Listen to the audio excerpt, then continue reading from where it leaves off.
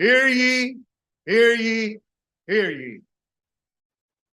All persons having business before the Honorable Supreme Court of the Philippines shall give their attention,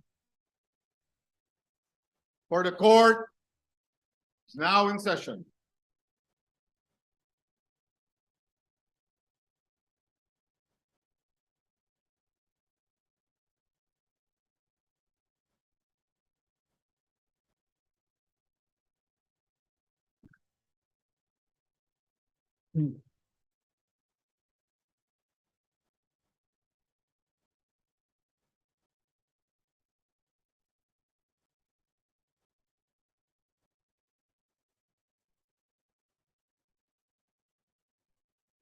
Madam Clerk of Court, please call the case before us.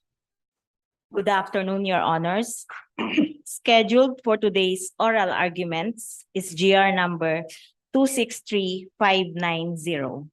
Attorney Romulo B. Macalintal, petitioner, versus Commission on Elections and the Office of the President through Executive Secretary Lucas P. Bersamin, respondents. The petition assails the constitutionality of Republic Act number 11935, an act postponing the December 2022 Barangay and Sangguniang Kabataan elections. Appearance for the petitioners.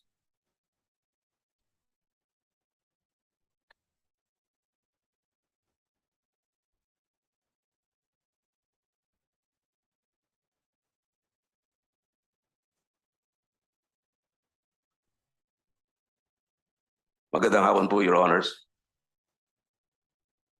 Petitioner is appearing for himself, Your Honor, together with attorneys Antonio Carlos Bautista, attorney Maria Janelle Macalintal Bautista, and attorney Marty. We are ready, Your Honors, for the oral argument. Thank you. Thank you, sir. For the respondents.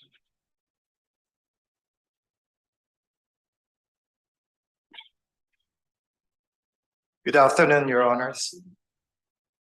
The Office of the Solicitor General is respectfully entering its appearance for the respondents in the above caption case. I am Solicitor General Menardo Guevara, and with me are Assistant Solicitor General Bernard Hernandez,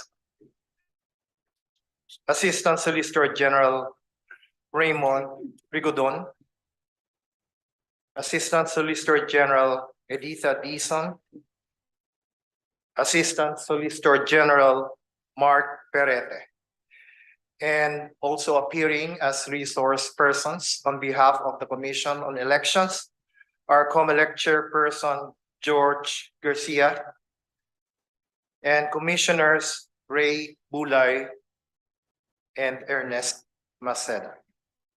Thank you very much, Your Honors. We are ready for the oral arguments.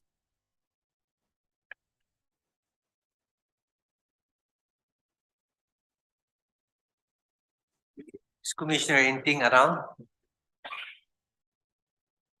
Thank you.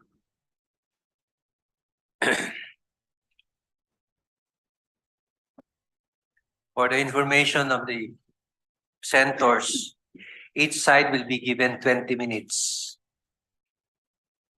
to present your arguments as set forth in the advisory. After the presentation of both presenters, meaning the petitioner and the respondents, the justices will commence their interpellations. So, may we call the petitioner to make your presentation?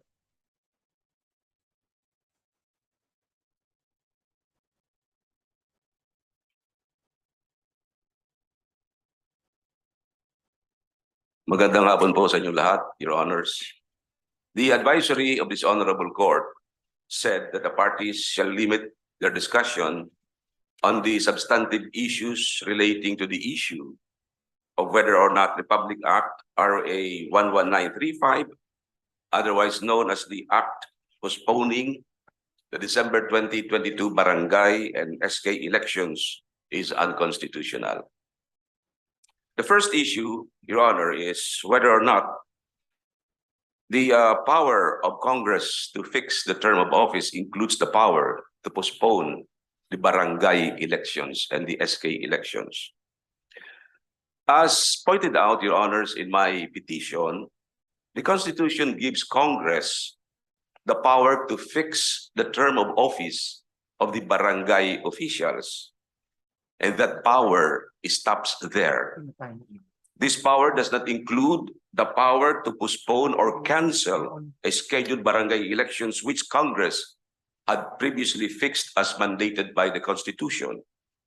This is so because the power to postpone election is within the exclusive jurisdiction of the Commission on Elections, or COMELEC, after it has determined that serious causes provided for under Section 5 of the Omnibus Election Code warrant such postponement. Therefore, by enacting a law postponing a scheduled barangay elections, Congress is in effect exercising the provision of the Omnibus Election Code, or has overstepped the constitutional boundaries and has assumed the function of the COMELEC. In a word, the passage of the questioned law is a clear encroachment of COMELEC's power to postpone the election.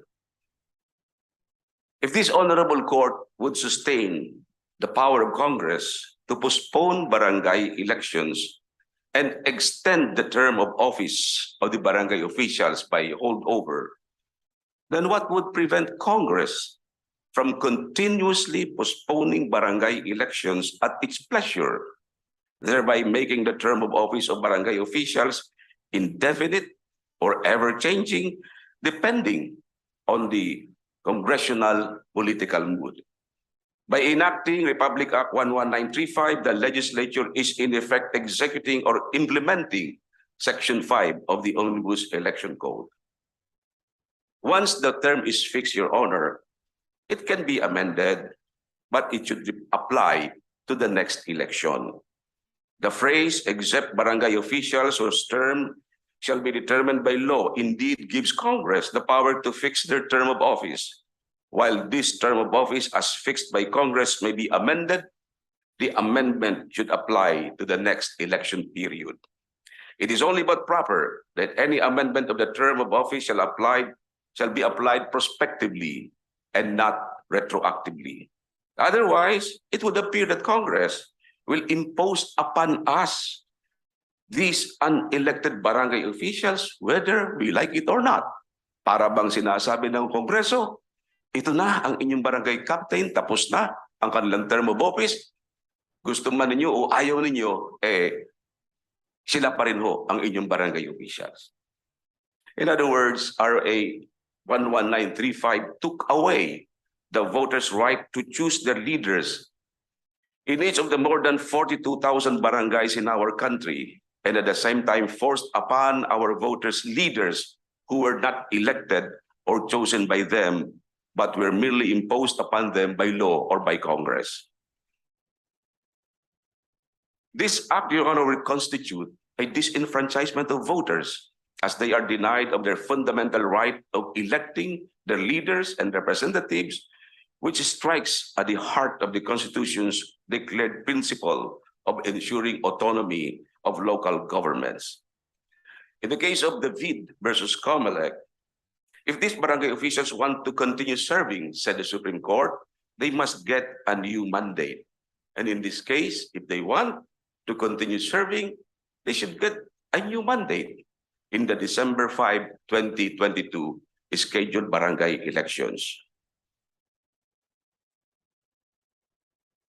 The issue on whether the power of COMELEC to decide all questions affecting election as provided under Section 2, Article 9C of the Constitution, whether or not it precludes the power of Congress to amend or repeal a law fixing the schedule of barangay elections, we submit, Your Honors, that a distinction must be made between Congress's power to fix the term of barangay officials and its authority to postpone elections.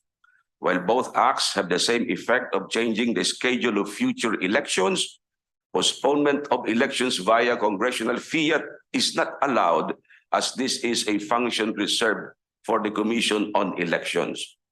On the other hand, Section 2, Article 9C of the Constitution does not preclude Congress's power to amend or repeal a law fixing the term of barangay officials, which as a consequence adjusts the date of their elections. However, as we said earlier, such law must be applied prospectively. On the issue of whether any postponement on the any pronouncement on the postponement of barangay elections should automatically be applied to SK elections, we respectfully submit that in the absence of another law setting a separate date for the SK elections, any pronouncement by this honorable court as regards postponement of barangay elections should be automatically applied to SK elections pursuant to RA 9164 on the synchronization of barangay and SK elections. I go now to the interrelated issues of whether or not the enactment of RA 119354 effectively disenfranchised voters, thereby violating their right to due process and their right of suffrage, whether there is a violation of their right to choose officials of their barangays, as there is no substantial reason for the repeated postponement. On this, we respectfully submit the following. In all the laws passed by Congress, including this question law, which postponed the scheduled barangay elections, it always carried with it the provision on holdover, in that incumbent barangay officials shall remain in office unless sooner removed or suspended for cause. This is a clear violation again of electorate's right to due process and their right of suffrage, as it violated their right to choose their barangay officials without notice and hearing. This postponement of barangay elections is a subtle way of extending the term of office of these barangay officials without the mandate of the people. If this honorable court again sustains Congress's power to do this, these repeated postponements of barangay elections with extension of their term to boot, then Congress will be a very, very powerful institution in the political arena of our country. For instance, those barangay officials who were elected in the May 2013 barangay elections served for 5 years or until May 2018. If they got re-elected in the May 2018 elections, they will continue to serve until October 2023, which is another 5 years.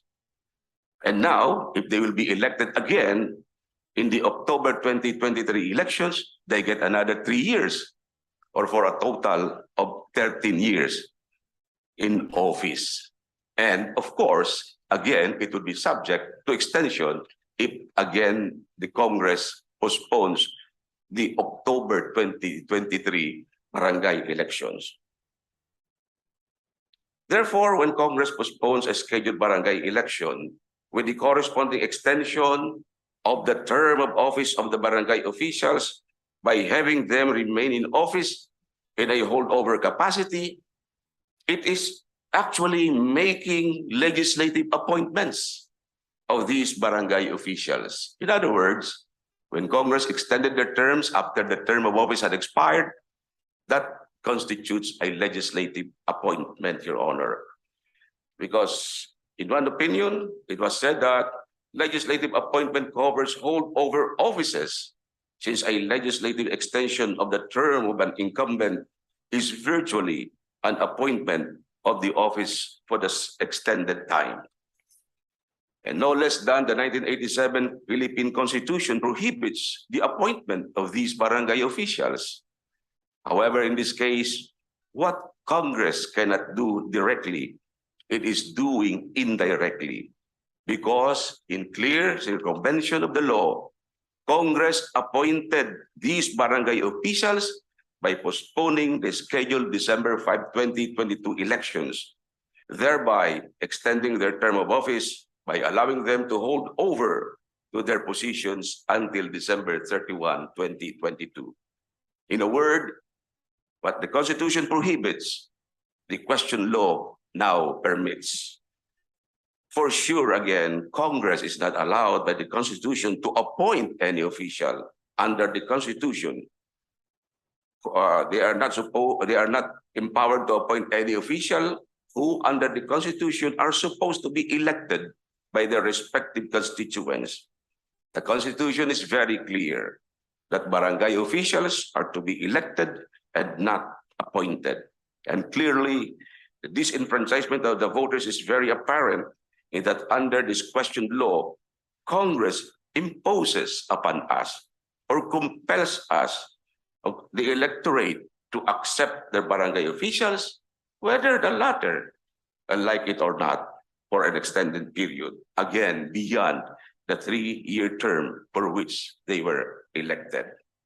And this runs counter to the very essence of the right of suffrage of our people to choose the candidate of their choice. Certainly, Your Honors, to postpone the December 5, 2022 barangay elections is to extend again the term of office of these barangay officials.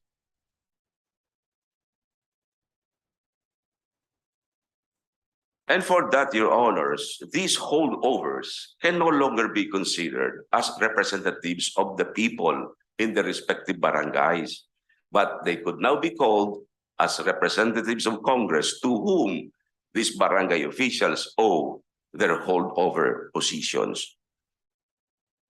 In other words, Republic Act 11935 took away the voters' right to choose their leaders in each of the more than 42,000 barangays in our country, and at the same time forced upon our voters leaders who were not elected as provided for under the Constitution. On the issue of equal access to opportunities for public service, we respectfully submit, Your Honors, that the question law and similar laws which postponed barangay polls and extended the term of office of these barangay officials had denied thousands, if not millions, of Filipino citizens of their opportunity to serve as barangay officials. Our experience in election law, in election practice, Your Honors, and election cases, it shows that an average of about 3 candidates would vie for an elective position, and they would file their COCs for an election. With some 42,000 barangays in our country, Your Honors, each consisting of a punong barangay and 7 kagawads, or 8 barangay positions per barangay, there would be 336,000 positions at the stake, because 42,000 times 8 positions in each barangay gives us 336 positions at stake in a barangay election. And at an average of 3 candidates per position, we are talking here of some 1,008,000 candidates who were unduly deprived of their opportunity to be a barangay official because of the repeated postponement of barangay elections and the corresponding extension of term of incumbent barangay officials. Sorry, Your Honor. Now, on the issue of violation of one subject, one title rule under the Constitution, we respectfully submit that the violation is very, very obvious. The law is simply titled, "An Act Postponing the December 2022 Barangay and Sangguniang Kabataan Elections." If we just read the title, its real character or purpose had not been properly disclosed, thereby denying those people interested of the actual nature, scope, and consequences of the said law and its operation. For the truth of the matter is that RA 11935 does not only postpone the December 5, 2022 elections, but it has extended the term of office of these barangay officials and allowed them to remain in office as holdover officials. This obvious violation of the said rule justifies its invalidation, Your Honor. But may I just add, Your Honors, the title, Your Honor, of this law, it's Annex A of my petition, says it is postponing December 2022 elections. Kailan? Kailan sa December? What specific date on this in December? It only says December 2022 elections. In the future, if somebody makes a research of this law, anong date nag-election on December 2022? It does not state. It does not specifically state that it is postponing the December 5, 2022 elections.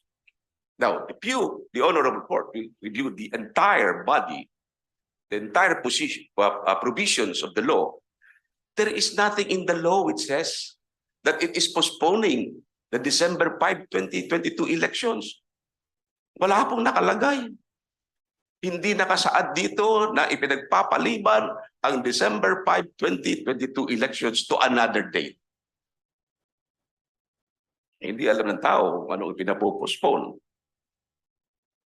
For instance, Your Honor, why am I arguing on this issue, Your Honor? Because in previous laws postponing the barangay elections, they specifically state, Your Honor, that they are postponing the particular barangay election to another date, specifically stating that particular date. For instance, Republic Act 1193, for instance, Republic Act 10952, which postponed the October 23, 2017 barangay elections. It specifically provided the barangay elections on October 23, 2017 shall be postponed to the second Monday of May 2018. Very clear. It states the barangay elections to be postponed and when that particular barangay is supposed to be postponed will be held. In this question law, there is nothing. Kahit basahin po ninyo ang buong provision, wala kayong mababasa na pinapopostpone nila ang December 5, 2022 elections. If you look at Republic Act 11462, Your Honors, this is the law which postponed the May 2020 barangay elections. It says the barangay elections on the second Monday of 2020 shall be postponed to December 5, 2022. Very clear. Napakaliwanag. Pero itong batas na ito, hindi naman niya sinasabi kailan nagpo-postpone, alin ang pinopostpone, kailan gaganapin. Pwede bang I request for an extension of my term? My discussion, Your Honor. Sandali na lang po, Your Honor. Extension of, yes, Your Honor. Thank you very much, Your Honor. So, yung po maliwanag po na kahit basahin natin itong batas na ito, wala kayong makikita ganon. And even this law, it says, it amends Republic Act 9164 as amended. What laws amended Republic Act 9164? Pahihirapan natin ang taong bayan para hanapin yung mga batas na nag-amyenda ng 9164? It does not state. But in other laws, for instance, again, Republic Act 10952, it says Republic Act 9164 is amended by RA 9340, 10632, etc., etc. In Republic Act 9164, it states that Republic Act 9164 is amended by all the laws specified.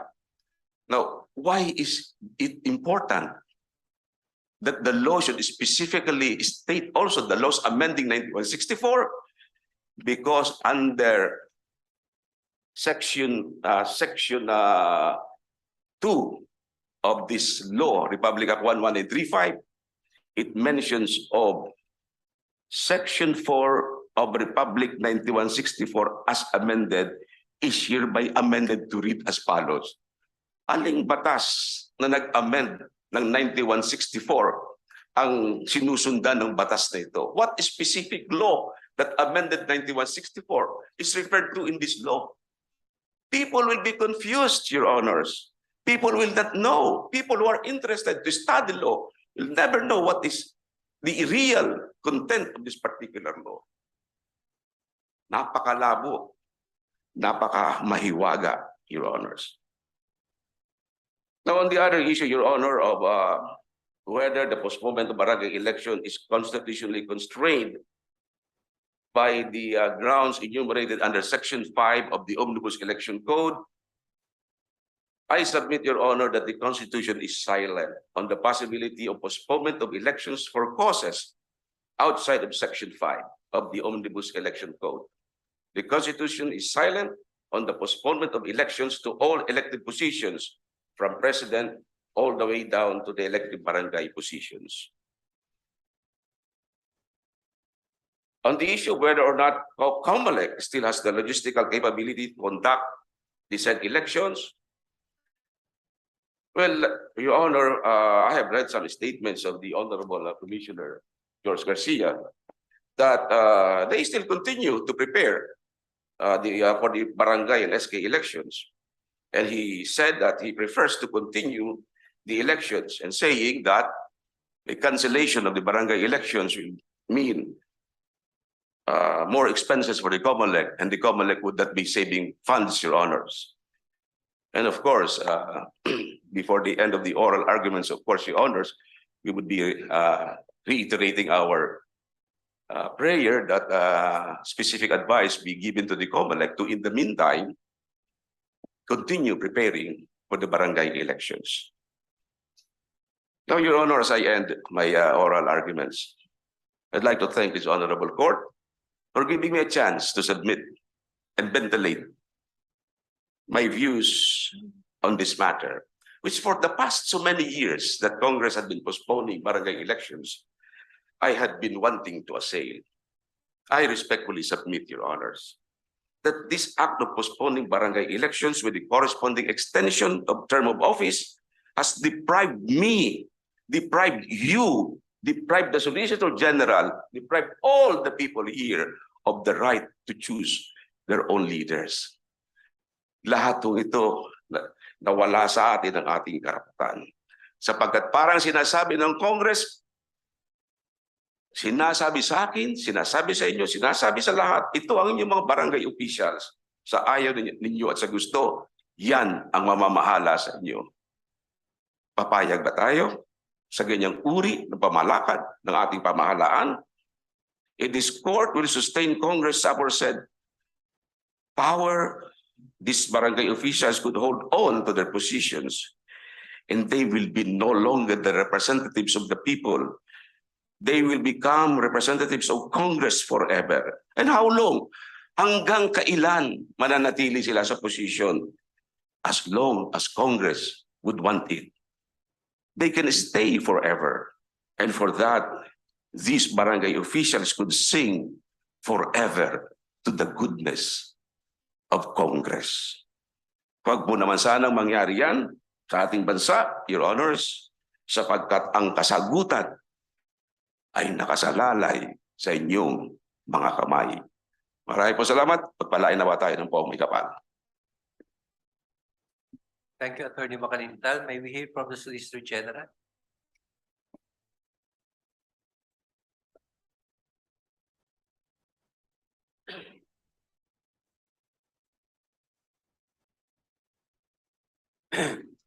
Good afternoon again, Your Honors.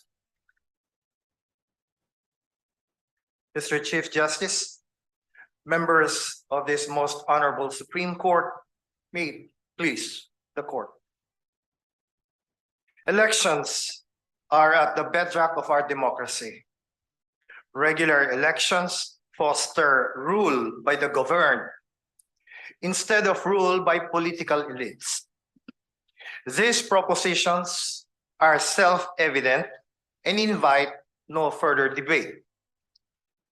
However, they do not in themselves prove that every electoral postponement is anathema to a democratic and representative government. On the contrary, an election forced under less than optimal conditions may wreak greater havoc on our democracy compared to a temporary postponement decreed by legislative fiat. This danger especially rings true when, as in this case, the mechanism entrusted by the Constitution for the delivery of election services will be rushed to ensure its conduct, even under severe constraints of time and resources. Mr. Chief Justice, Your Honors, questions relating to the postponement of elections and its resultant effect on the term of barangay officials have been raised before this court in the past. This court, in many of its decisions, COMELEC versus Cruz and David versus COMELEC among them, deferred the resolution of these questions to the wisdom of Congress. That Congress has the power to decide this question is beyond cavil. The Constitution vests in Congress the power of legislation. This power is plenary in character and embraces the subject of election postponements, scheduling or rescheduling, subject only to the limits imposed by the Constitution. It is in the exercise of this power that the two houses of Congress enacted Republic Act number 11935, postponing the December 2022 barangay and sangguniang kabataan elections. Congress has exercised this power in several instances in the past. It did so 2 years ago when it postponed the barangay elections because of public health concerns on account of the pandemic. It did so again this July when it passed Republic Act number 11935 and moved the date of the elections for barangay and SK officials from 5 December 2022 to the last Monday of October 2023. Judicial scrutiny of the validity of these postponements, while permissible under the court's expanded power of judicial review, is only allowed under very narrow limits. As this court held in COMELEC versus Cruz, such scrutiny may only happen in two instances. One, when there is grave abuse of discretion on the part of Congress. Or two, when the postponement of barangay elections clearly violates any constitutional standard. Petitioner himself has not attributed to Congress any abuse of discretion in the enactment of Republic Act number 11935. And as respondents will make abundantly clear, this postponement of the barangay elections made by Congress does not violate any constitutional standard. Mr. Chief Justice, Your Honors, the exercise by Congress of its legislative power to postpone the barangay elections to 2023 does not intrude into the power of the Commission on Elections to decide all questions affecting elections. This power, enshrined in Section 2, Paragraph 3, Article 9-C of the Constitution, does not include the power to set the date of elections. The phrase affecting elections in this clause presupposes a priorly set elections. As such, COMELEC's power to decide questions affecting elections is confined to the conduct of matters of an operational nature relative to the holding of elections. This is made evident by the qualifying phrase in Section 2, Paragraph 3, Article 9-C of the Constitution, which clarifies by way of example those matters included within COMELEC's power to decide. The examples set by the Constitution, such as the number and location of polling places, the appointment of election officials and inspectors, and the registration of voters, are clearly operational matters. They do not include setting the date of elections. Section 8, Article 6, and Section 4, Article 7 of the Constitution constitute textual authority for the proposition that the power to fix the date of an election is legislative in character. These provisions fix the regular election of members of Congress and of the President and Vice President on the second Monday of May, unless otherwise provided by law. By allowing the date of the election for these national officials to be alternatively fixed by law, the Constitution expressly granted the Legislature the power to change the date of their election from that fixed by the Constitution.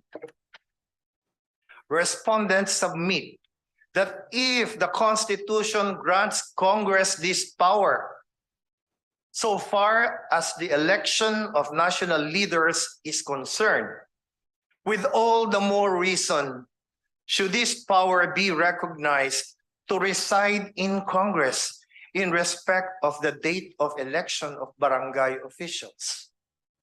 Moreover, the power of the COMELEC to postpone an election is not traceable to any provision of the Constitution.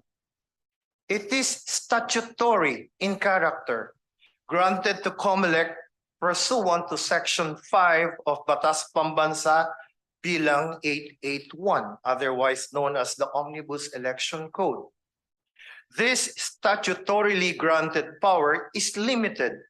It is exercisable only under the circumstances and conditions set forth in BP 881. More importantly, it can be withdrawn by Congress by amendment or repeal. Mr. Chief Justice, Your Honors, the validity of the postponement of the barangay election cannot be challenged on the ground that it will result in the retroactive lengthening of the term of incumbent barangay officials, or that it amounts to legislative appointments. To repeat, the power of Congress to postpone barangay elections is but part of the plenary power to legislate. The Constitution did not impose upon Congress the limitation that it may exercise this power only once. It could not. To hold otherwise will give Congress, composed of great but fallible men and women like all of us, the power to pass an irrepealable law. The power given to Congress to set the date of elections of barangay officials carries with it the discretion to fix the effectivity of the enactment. Contrary to petitioner's claim, this court has already held in COMELEC versus Cruz that retroactivity is a statutory norm, not a constitutional standard. In the words of this court, and I quote, "The closest the issue of retroactivity of laws can get to a genuine constitutional issue is if a law's retroactive application will impair vested rights, Otherwise stated, if a right has already vested in an individual and a subsequent law effectively takes it away, a genuine due process issue may arise. But there is no deprivation of any vested right in this case.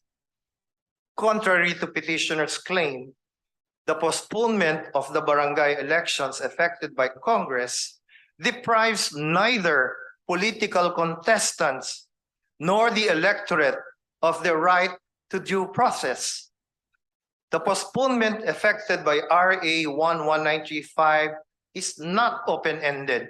On the contrary, Congress postponed our barangay elections to a fixed later date.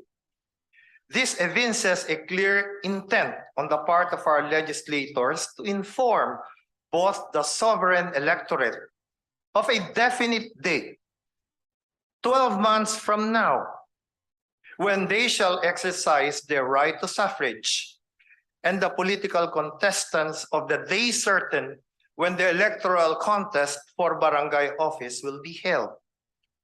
This postponement, therefore, does not deprive the sovereign electorate of their right to vote. Neither does it violate the constitutional guarantee under Section 26, Article 2, of equal access to public service. For apart from the delay of 10 months in the exercise of these rights, which length of time even petitioner has not claimed to be unreasonable, RA number 11935 places no restrictions or conditions on the right to vote or on the right to run for barangay office. Meanwhile, the holdover provision of RA number 11935 cannot be construed as a legislative appointment in favor of incumbent barangay officials who may be indirectly benefited thereby. In the first place, an appointment is a process that takes several steps to complete. It involves, among others, selection, acceptance by the appointee, and assumption to a previously vacant office. It requires discretion on the part of the appointing authority. None of these are extant in the case of barangay officials allowed to stay in a holdover capacity. Congress makes no selection on who may serve the extended term of a barangay official. No acceptance is required of the appointee, and there is no reassumption as the office in question is not vacated. Most importantly, there is no discretion exercised. For in reality, what transpires is not an appointment. In the second place, the delivery of public service, albeit on a holdover capacity, is legally allowed for this class of officials. Such mandate vests in the incumbent official on account of practical necessity, not by some whim or caprice on the part of the Congress. This holdover mandate has found judicial approbation in Sambarani versus COMELEC and again in ADAP versus COMELEC. In these cases, this court upheld the application of the holdover principle for this class of officials to preserve the continuity in transaction of official business and to prevent hiatus in government service. Finally, the validity of RA number 11935 cannot be challenged on the ground that it violates the one subject, one title rule enshrined in Section 26, Paragraph 1, Article 6 of the Constitution. This rule is intended to prevent surprise or fraud upon the legislature and apprise the people of the contents of a proposed legislation. However, it does not require the transformation of the title of the proposed legislation into a complete index of its contents. As such, the general repealing clause found in section 6 of RA number 11935 need not be reflected in its very title. Mr. Chief Justice, Your Honors, the barangay and SK elections were previously set on 5 December 2022. Pursuant to constitutional and statutory mandate, the COMELEC embarked on adequate administrative and operational preparations towards the holding of these elections. These preparations included, among others, voter registration, drafting the calendar of activities and implementing resolutions for the conduct of the elections, procurement projects for the supplies, materials, and services necessary thereto, and printing of official ballots. The enactment of RA number 11935 compelled COMELEC to put a halt to these preparations. In our consultations, COMELEC has made clear that it is now impossible to hold the elections on 5 December 2022 in view of the passage of RA number 11935 and the consequent suspension of the preparatory activities crucial to the conduct of the barangay elections. Forcing the holding of elections under these circumstances may have far-reaching implications on our democracy and in the trust and confidence of the electorate on the outcome of these important electoral exercises. Respondents therefore pray of this most honorable court the dismissal of the petition. Mr. Chief Justice, Your Honors, thank you, and may it please the court. Thank you, Mr. Solicitor General. The justices will interpolate the presenters, and they are free to ask any of the presenters. The first to ask is Justice Antonio Co. Justice Co. Thank you, Chief Justice. Petitioner Macalintal, please.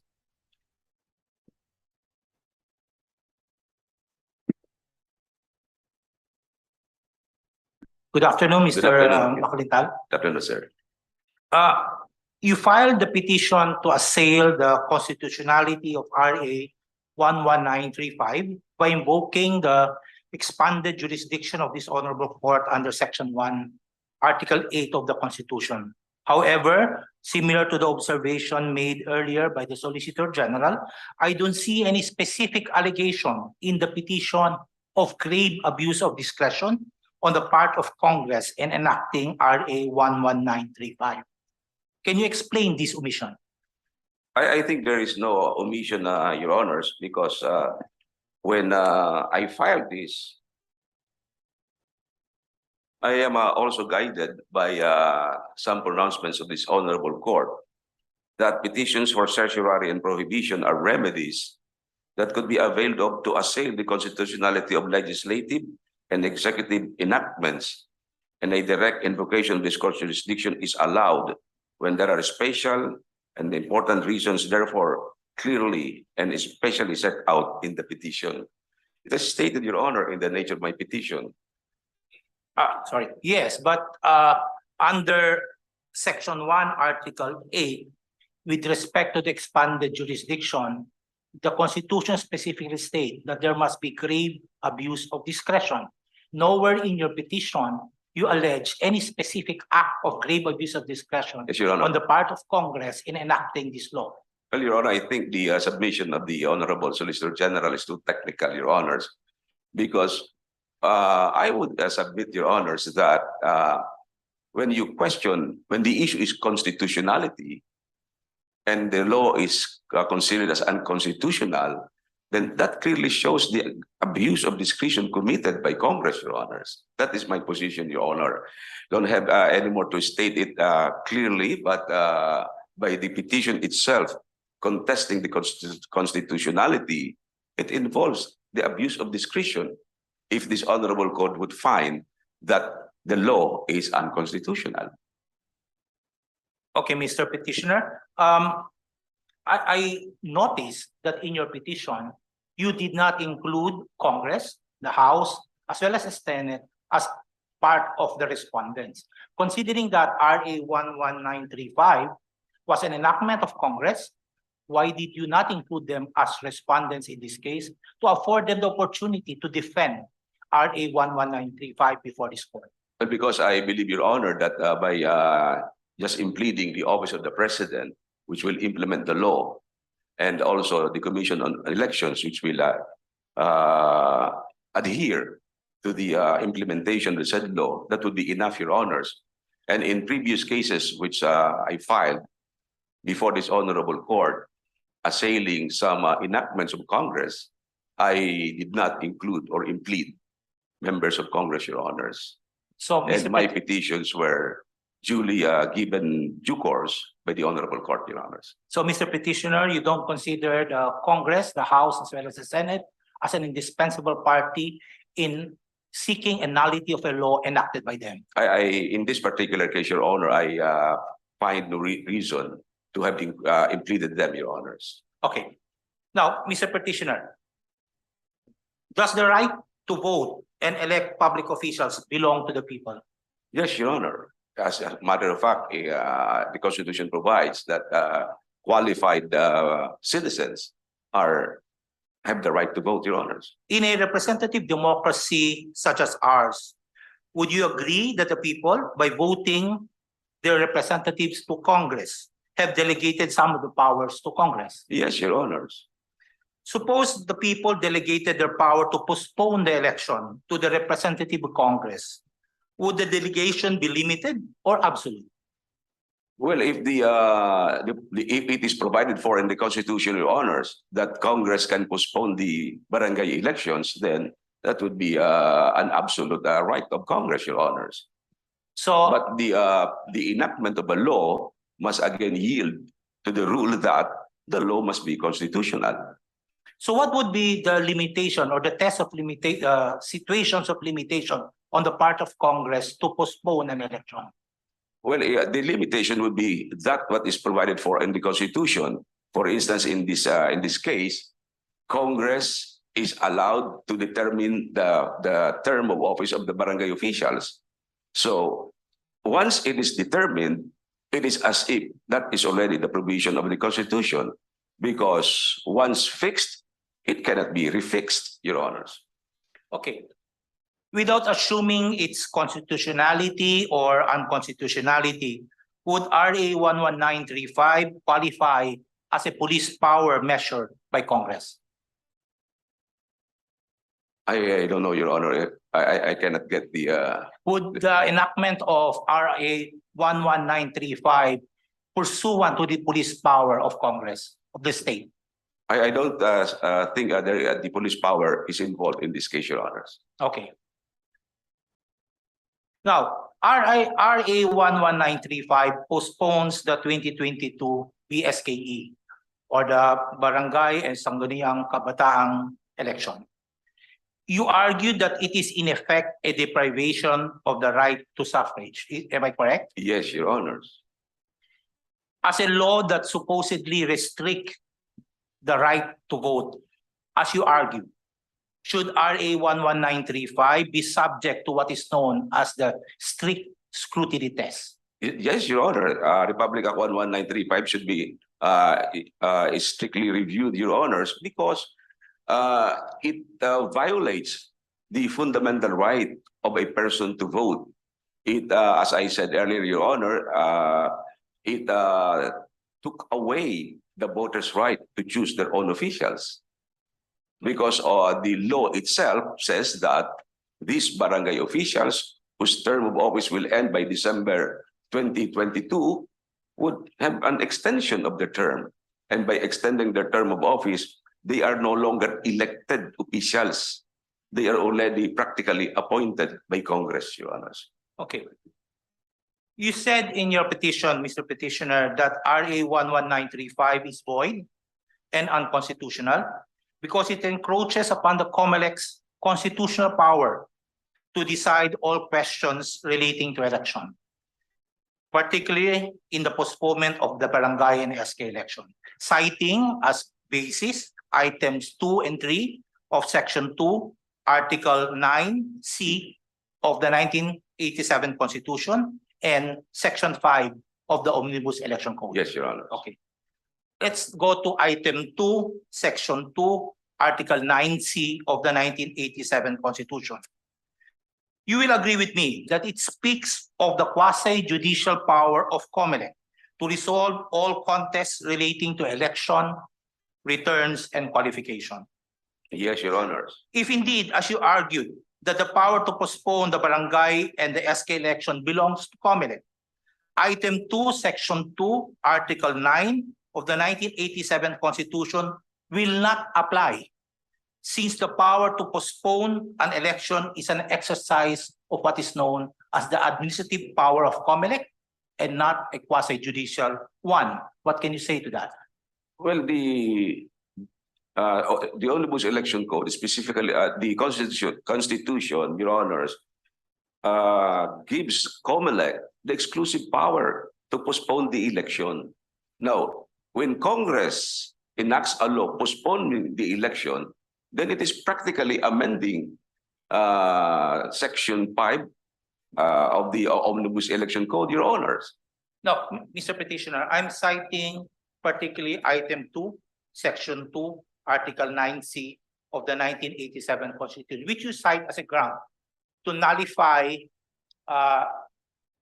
this RA 11935. Yes, Your My Honor. question is, this particular item grants COMELEC quasi-judicial power, but in the postponement of election, it is not in the exercise of quasi-judicial power, but merely administrative power. So therefore, what I'm saying, do you agree with me that this item 2, Section 2, Article 9C of the 1987 Constitution does not apply and you cannot cite it as basis to nullify RA 119? No, I still believe, Your Honor, that this could be used, Your Honor, to nullify, because it practically divests COMELEC of this power, Your Honor, to decide for itself whether or not the barangay election should be postponed. Okay, let us proceed, Mr. Petitioner. You also agree that the postponement of an election adversely affects the right to vote of our people. Yes, Your Honor. In fact, in your petition, you argued that the said law, RA 11935, deprives the electorate of the right to suffrage to choose their barangay leaders. As you eloquently stated in your petition, and I quote, under this question law, Congress imposes or compels the electorate to accept their barangay leaders, whether the latter like it or not, for an extended period beyond the three-year term for which they were elected. This runs counter to the very essence of the right of suffrage of our people, which is to choose the candidate of their choice. Yes, Your Honor. Okay. Since postponing the election affects the right to vote, which you concur, and item 3 now, I'm speaking of item 3, Section 2, Article 9C of the Constitution, specifically excluded from COMELEC the power to decide any matter involving the right to vote of our people. So therefore, you agree with me that item 3 now, Section 2, Article 9 of the 1987 Constitution, which you just cited, cannot be used to argue that the power to postpone an election, which affects the right to vote of our people, is lodged with COMELEC. Well, I will still maintain, Your Honor, that the power to postpone is still with the Commission on Elections, Your Honors.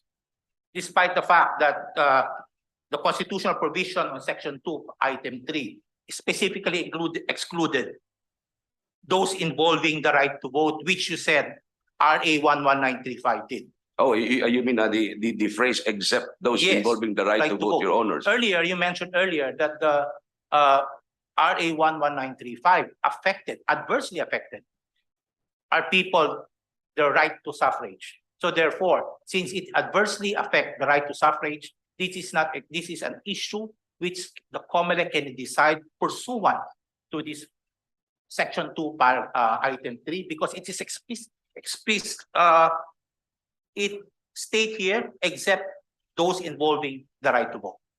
Well, I have not delved on this issue, Your Honor, in my petition, but my understanding, Your Honor, is that when the Constitution says that the COMELEC is given the right to decide all questions affecting elections, I would say that the postponement of the barangay elections done by Congress is included in this particular provision. Decide all questions affecting elections, But except the right to except vote. the right to vote. The right And to vote, Your since Honor. RA 11935, as you argued earlier, affects the right to suffrage of our voters, therefore COMELEC cannot decide on this matter. No, Your Honor, it can still decide, Your Honor, because it involves questions affecting elections.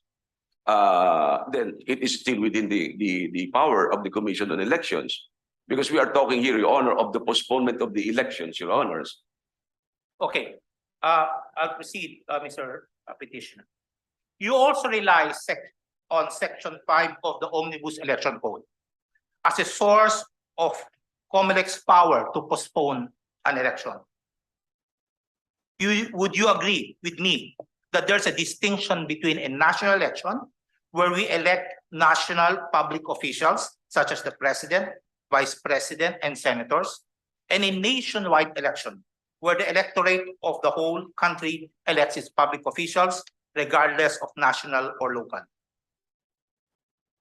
There is no distinction, Your Honor, as to the application of Section 5 Omnibus Election Code, Your Honors, as to whether it applies to national, local, or barangay elections, because Section 5 of the Omnibus Election Code could be applied to any elections, Your Honors.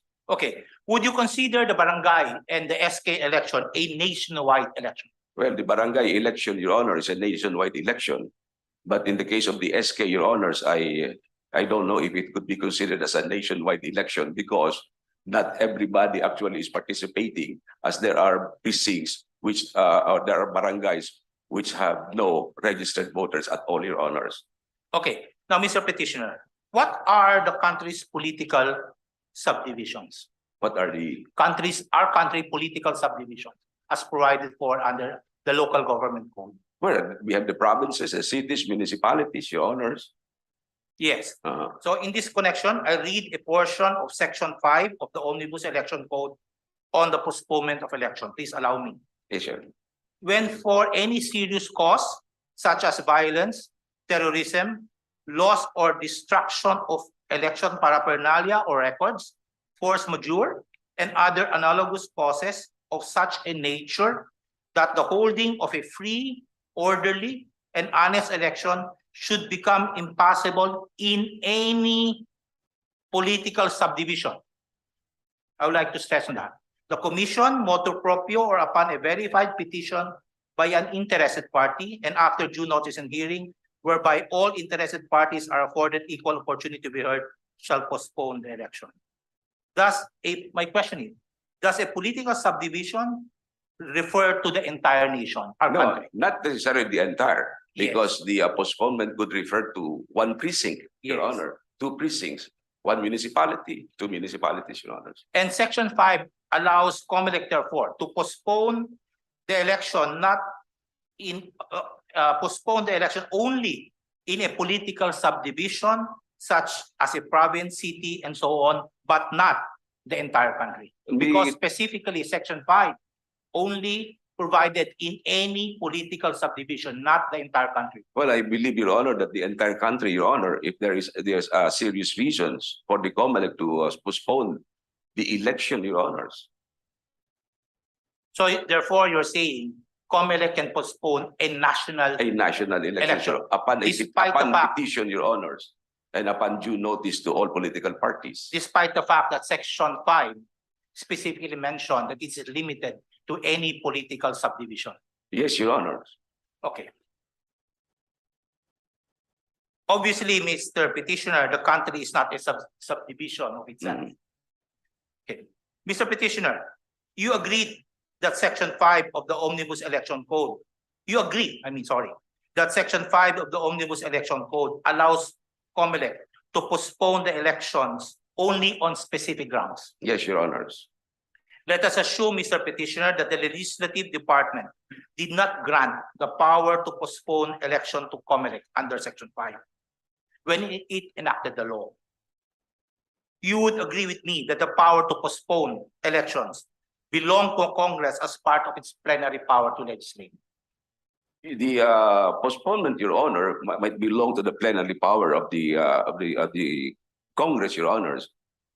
But when it postpones, there should not be any extension of term, and if there is any other election to be held, then that particular election should apply to the next period. So election therefore, you period. agree with me, Mr. Petitioner, that if there is no Section 5 under the Omnibus Election Code, the power to postpone belongs to Congress. If there was no Section 5. Your Honor. Yes, now, considering that Section 5 of the Omnibus Election Code is limited in its scope and applicability to any political subdivision and only for specific grounds, you would agree with me that outside said scope and applicability, meaning on a nationwide basis, and for other grounds that Congress in its wisdom may provide, it is Congress that can act to postpone an election on a nationwide basis and for other grounds under its plenary power. Well, in this particular case, Your Honors, I am always referring to the act of Congress postponing the election and at the same time extending the term of office of the barangay officials, Your Honors. That is the main contention in my petition, Your Honors. Okay, in your petition, Mr. Petitioner, Mr. Macalintal, you specifically stated in paragraph 1.2, and I quote, "This petition does not assail the provisions of question RA 11935 pertaining to the election of Sangguniang Kabataan officials, considering that SK membership is a mere statutory right conferred by law, and Congress may amend at any time the law to change or even withdraw the statutory right." Yes, Your Honors, because So are you now changing your position on this matter? no, only the SK, Your Honors, that I did not assail the postponement of the barangay of these SK elections because this SK, Your Honor, is not a local government unit, Your Honor. It is a youth organization, Your Honors. Yes, Mr. Petitioner, correct me if I heard you correct earlier that you're saying that pursuant to RA 1965, 9164. 9164, pursuant to the provision therein that it must be synchronized. It must be synchronized, Your Honor. So you're changing your position now? No, Your Honor. I would still submit, Your Honor, that in the event that a pronouncement is made by this honorable court that we should push through with the election, then the SK election should also be included because the law provides for a synchronized barangay and SK elections. Because we are basing our decision based on your petition. And in the event we grant your petition and the barangay election will proceed on December 5, while the Sangguniang Kabataan will be postponed to October next year, would this not violate our Republic Act 9164, which mandates the barangay and SK election must be synchronized? Not necessarily, Your Honor, because if this court would sustain my petition, then we push through with the December 5, 2022 elections, Your Honors, and following the law, Republic Act 9164, it must be synchronized with the Sangguniang Kabataan elections. But you are not praying for the TRO with respect to the Sangguniang Kabataan? No, Your Honor, because I believe that if my petition will be granted, it automatically follows that the Sangguniang Kabataan elections will push through because of the synchronization aspect of Republic Act 9164. Okay. Mr. Macalintal, in your petition, you use the word fix in saying that the Constitution gives Congress the power to fix the term of office of barangay officials, citing as basis Section 8, Article 10 of the 1987 Constitution. However, you agree that the word fix does not appear at all in Section 8, Article 10 of the 1987 Constitution. Yes, Your Honor. Instead of the word fix, the word used is determined. Determined, Your Honor. But Can you explain now? Can you explain why you use the word fixed instead of determined? Since for my own personal understanding, the word fixed connotes the character of permanency, while determined does not. Well, it appears, Your Honors, that the words fix and determine, as used in that particular provision, is now used interchangeably, Your Honors. As a matter of fact, even in the oral arguments of the Honorable Solicitor General, it also mentions of fixed term. Yes, but the But, section 8, Article 10 of the 1987 Constitution does not use Yes, the word we fixed. agree with So on that. can we now, in these proceedings, avoid using the word fixed to be faithful To the Constitution. to the Constitution by using the word determined? I agree, Your Honor. Okay, thank you, Mr. Petitioner. Incidentally, may Congress determine a different date for the national and local elections? No, it cannot, Your Honors, because the Constitution had already determined that the election should be on the second Monday of the year, Your Honor. Although the Constitution says that unless otherwise, Congress itself fixes another date. So precisely, Congress now can determine a different date for the national and local election because the Constitution specifically states that unless provided for. Yes, I think so, Your Honor, in that particular aspect, Your Honors. Okay. Does the Constitution provide a precise date for a barangay election? As will be determined by Congress, Your Honors. Okay. Would you agree, Mr. Petitioner, that the Constitution gave Congress the power to set a different term of office of barangay officials in the future? Yes, Your Honors. But the new term, Your Honor, should be applied prospectively and not retroactively. The local government code is an act of Congress. If you say that the Congress cannot amend, are you advocating a legal concept that when Congress pass a law, it cannot amend or even repeal, thus amounting to an irrepealable law? Well, I agree, Your Honor, that it can amend, but the amendment must be in harmony with the Constitution. In this particular case, yes, it amends the law, it amended the law, but it is my submission that the amendment is contrary to the Constitution, Your Honors. Okay. Now, I would like to focus now on your assertion that RA 11935 gave Congress the power to make legislative appointments of barangay officials, which you said is prohibited. You cited the dissenting opinion of Justice Velasco in Kida versus Senate. However, Justice Velasco, in using the term legislative appointment in said case, quoted a portion of the case of Osmeña versus COMELEC, which a portion of which I will read. It has been broadly stated that the legislature cannot, by an act of postponing the election, fill an office, the term of which is limited by the Constitution, extend the term of incumbent beyond the period as limited by the Constitution. It has been declared, however, that legislation postponing an election which is not passed for the sole purpose of extending official term, but which merely affects an extension as an incidental result, does not affect the legislative appointment of his successor.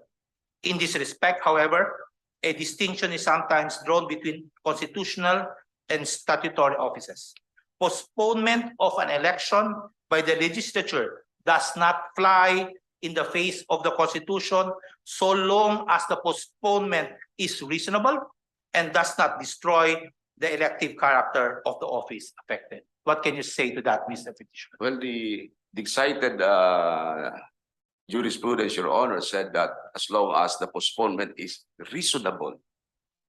Now, is this postponement reasonable, Your Honors? I don't think that the many or repeated postponements of barangay elections is reasonable. It is no longer reasonable, Your Honor. It is very, very unreasonable. Now, I would like to ask your comment regarding the pronouncement of the chairman of COMELEC yesterday, which was published in ABS-CBN News, posted there stated here October 20, 2022 at 3:41 p.m. A portion of the news said, as far as this is a statement of quoted statement from the chairman of COMELEC, George Garcia. As far as the COMELEC is concerned, we prepared fully, but as of October 10, 2022, we slowed down because the law signed by the president. And so, if we will be asked if we are ready to hold election by December 5, we will say that there is no material time to proceed with the election. Before you answer, I would just like to call, if possible, the chairman of COMELEC, Mr. George Garcia, to confirm his statement as quoted in this publication by ABS-CBN yesterday.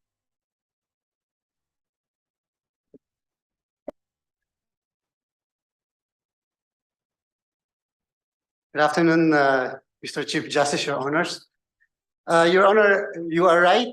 I was quoted rightly, and it was before I made that statement before the subcommittee of the Senate concerning the budget deliberation of the commissioner election. Justice Ko, may I interrupt you? Mr. Chairman, I would like to ask you that I would like to tell you that whatever statements you made is considered under oath Yes, sir. in this proceeding. Fully understood, Your Honor. Thank you. Thank you very much, Your Honor. Can I proceed, Chief? Yeah, it's a petitioner. Can you comment on the statement made by the chairman of COMELEC that they cannot at this point in time proceed, or they cannot, it is impossible now to hold the election on December 5? I don't believe, Your Honors, that the COMELEC is not capable of proceeding with the election. Maybe not on December 5, Your Honors, but on a date close, very close to the date of the election that is postponed, because that is provided for under Section 5 of the Omnibus Election Code. That while the COMELEC may postpone, it has still to continue with the election, Your Honor, on a date reasonably close to the date of the postponed election, after the cessation of the cause for the postponement, Your Honor. But Mr. Petitioner, RA 11935 does not provide for any other date except the last Monday of October 2023. So therefore, this court will, you're saying, should ask Congress to enact another law No, Your Honor. to set another date for the barangay and SK elections? Because there is a provision, Your Honor, in the Omnibus Election Code, or RA 7166, that if the dates provided for under the law will not be reasonable to conduct a clean, honest, and orderly election, then the COMELEC is empowered to fix another date, Your Honors. I can discuss that in my memorandum, Your Honor. I just don't know the exact section of the law on that particular provision, Your Honor. Thank you, Mr. Petitioner. Marami po salamat, sir. Chief, can I proceed? Yes. Sarge, can I proceed Go with ahead. Respondents' Counsel? Go ahead. Mr. Solicitor General?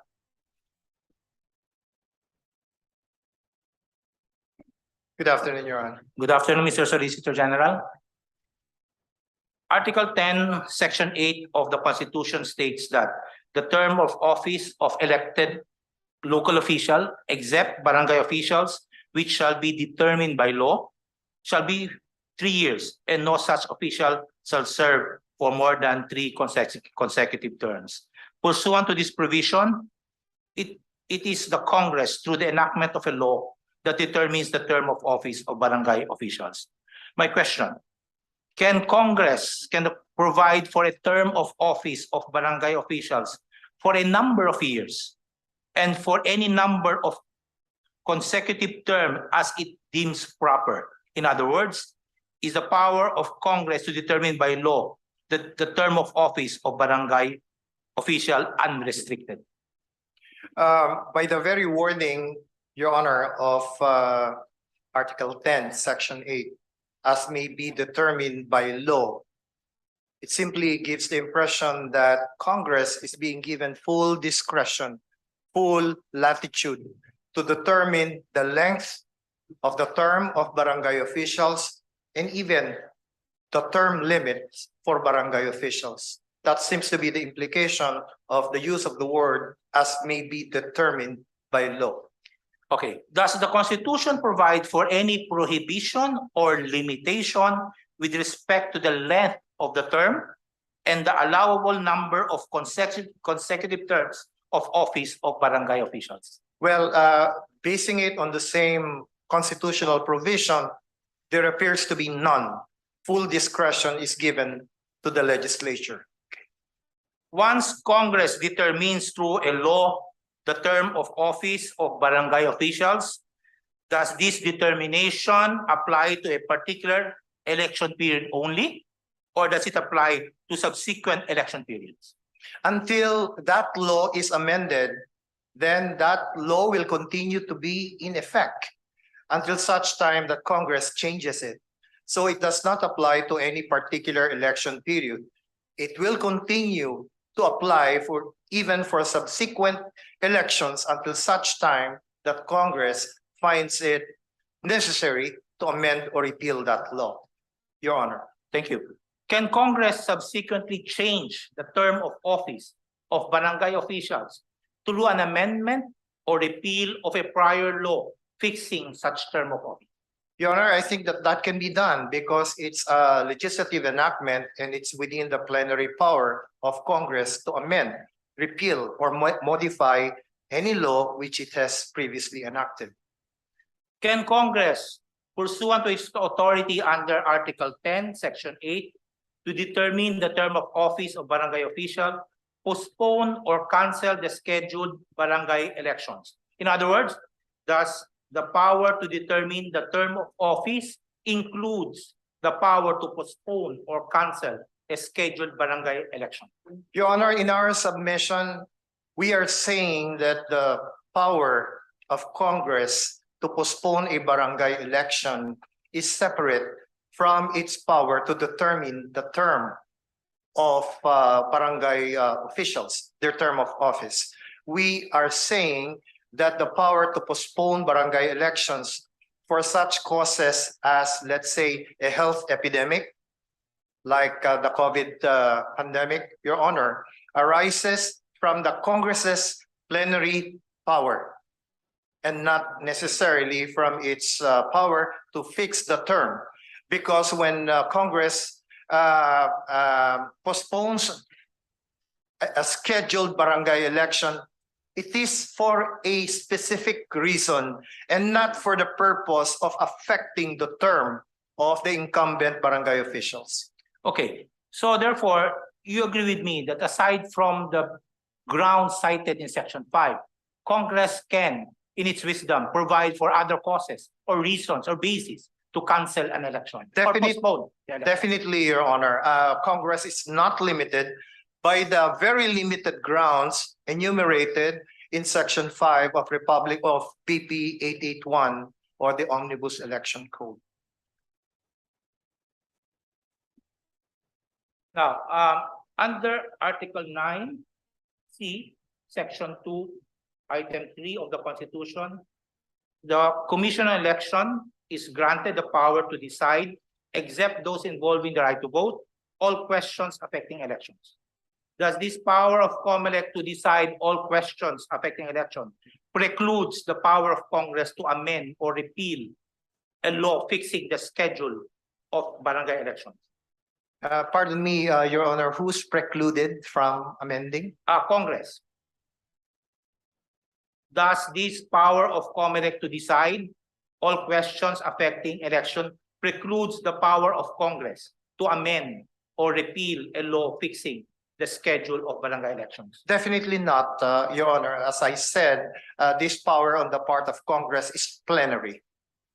Okay, now, the totality of government power is said to be contained in three great powers of government: police power, the power of eminent domain, and the power of taxation. Considering that RA 11935 does not involve the taking of private property, nor does it impose any tax or revenue measure, then we can also agree that it involves a state exercise of police power. Do you agree, Mr. Solicitor General? Your Honor, the matter of postponing elections may or may not involve police power, depending on the reason for the postponement.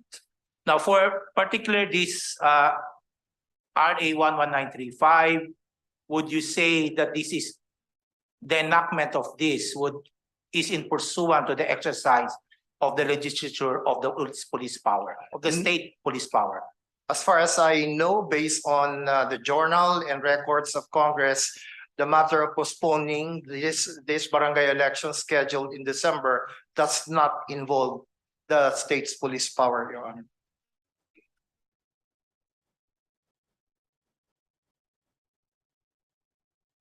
Now,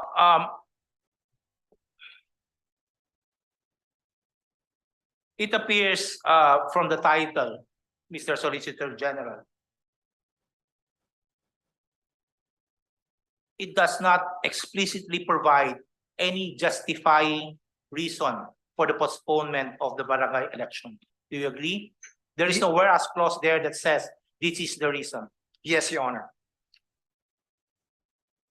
Now, the absence of any reason stated in the law itself, does it affect the validity or constitutionality of RA 11935? No, I don't think it affects in any way the validity of the enactment, Your Honor. As I mentioned earlier during my opening statement, the matter of postponing elections is essentially a political question that goes into the wisdom. It's a question of policy on the part of the Congress. And unless there is a showing that there was grave abuse of discretion on the part of Congress, then we believe that judicial scrutiny is very much limited.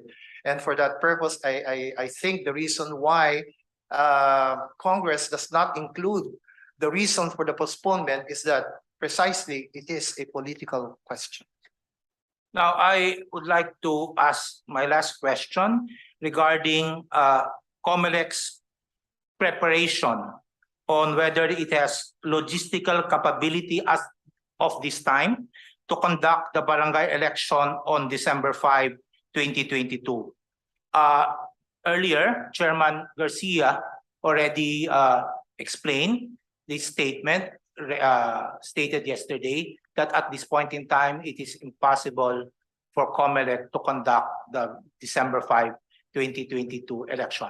Can I request the chair to please approach and for some questions?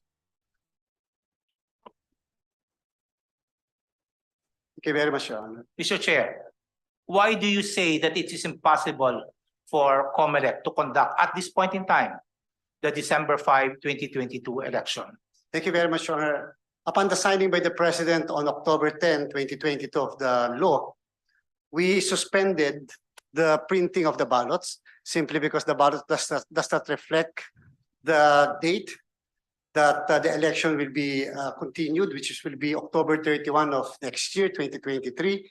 And if we are to count the number of ballots that had not been printed during this period from October 10 to the present, then if we are supposed to print 3 million ballots per day, 12 days, then that will be about 36 million ballots, Your Honor. And from now to the conduct of election by December 5, it's almost at least 44 days. Definitely, Your Honor, will not be able to finish printing the ballots.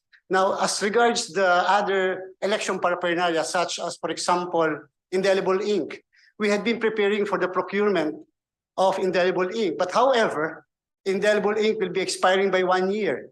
And so if we will proceed with the procurement of indelible ink even after the signing by the president on October 10, then there is already a law which says that the election is postponed, then definitely by next year, all of this indelible ink will dry up. So surely we will not proceed with the procurement of the indelible ink. Such other election paraphernalia, Your Honor, we have a legal issue. And the legal issue is whether we can legally proceed with the procurement despite the postponement of the election.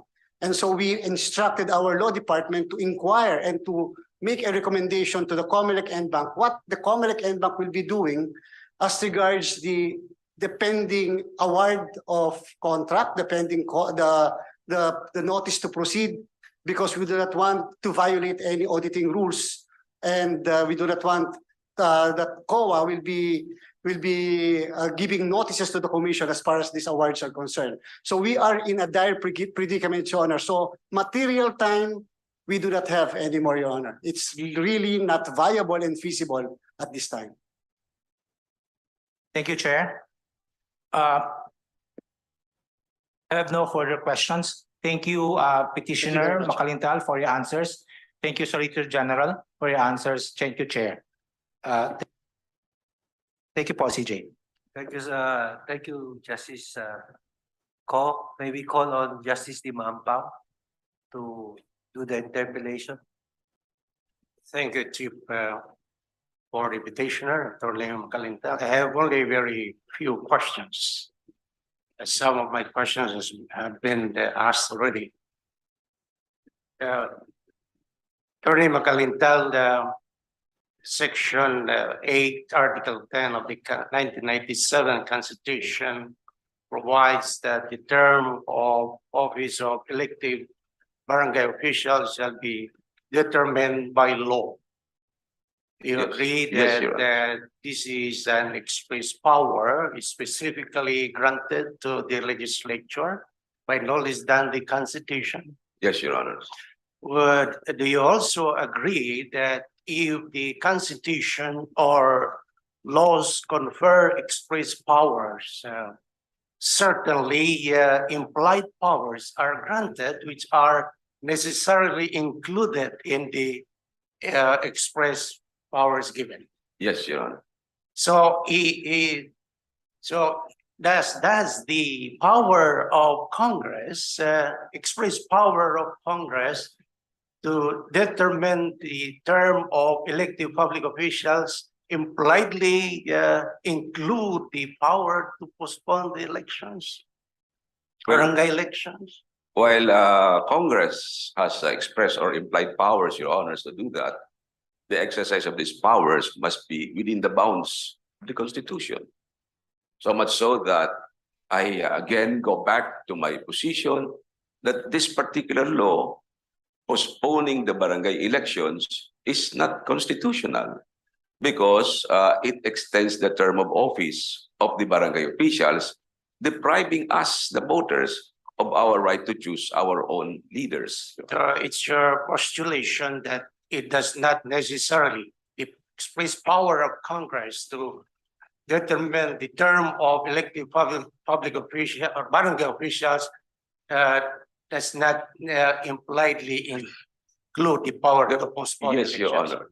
Yes, Your Honor. Section 2, Article 9C of the 1997 Constitution provides for the powers and functions of the Commission on Elections.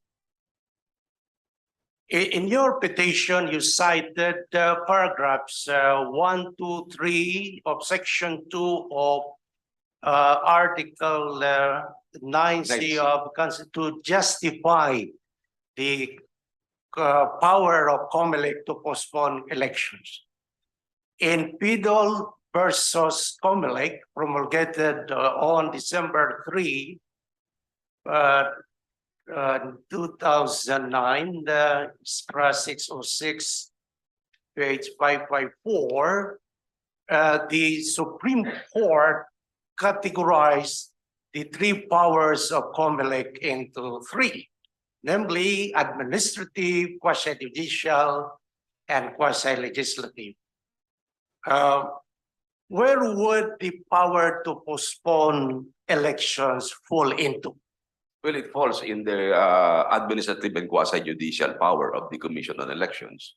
The administrative power to conduct the election or postpone the election, and its quasi-judicial function to determine the causes, Your Honors. Do you have clear-cut jurisprudence to that effect? Well, I am sure there are, Your Honor, but I am not prepared to manifest it today, Your Honors.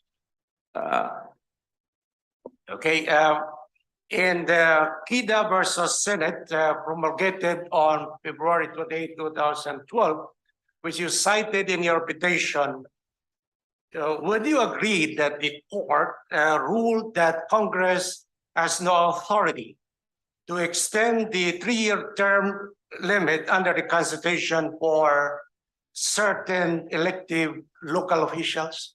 Yes, Your Honor, the term could not be extended. I think in the case of KIDA,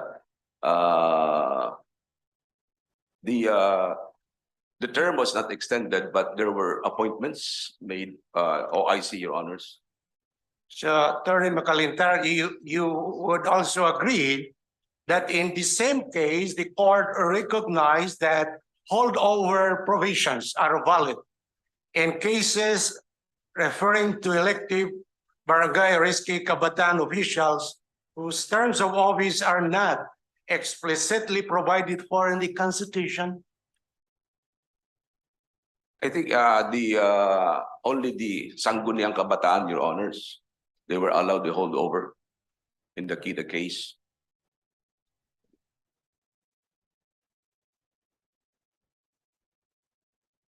I think, Yeah, I think, Your Honor, I'm sorry, Your Honor.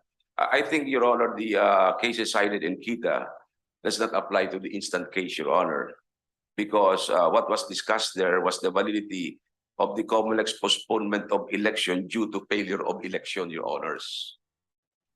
That was in the KIDA case. And the holdover of the incumbent officials there was due to the failure of election, which is not the case in this particular petition, Your Honors. That is how I recall the case of KIDA, Your Honors. there is jurisprudence to that effect that holdover provisions are valid.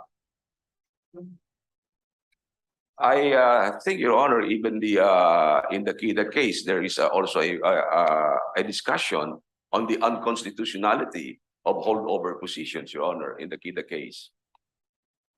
In 3 cases, 2 of them have been mentioned by Sergeant Guevara, Adap versus COMELEC, Sambarani, and there is another one, Montes Claros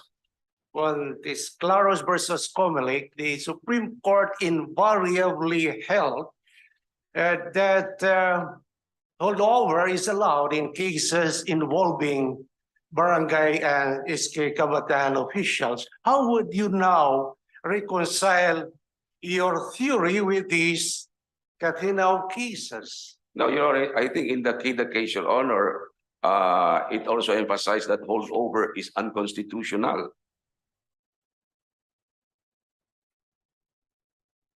Okay, May I just discuss that, Your Honor, in my memorandum, Your Honor? I'm sorry, I am getting confused now with these cases, Your Honors. okay. You made mention about the state principle policy, and referring to Article 2, Section 26, Article 2, regarding equal access opportunity public office. What is your view? Is this a guiding principle?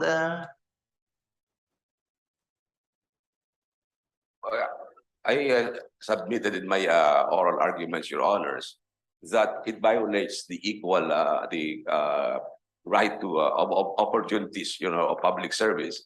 And I cited, Your Honors, the number of possible barangay candidates who would be affected or were previously affected by previous postponement of the barangay elections, Your Honors.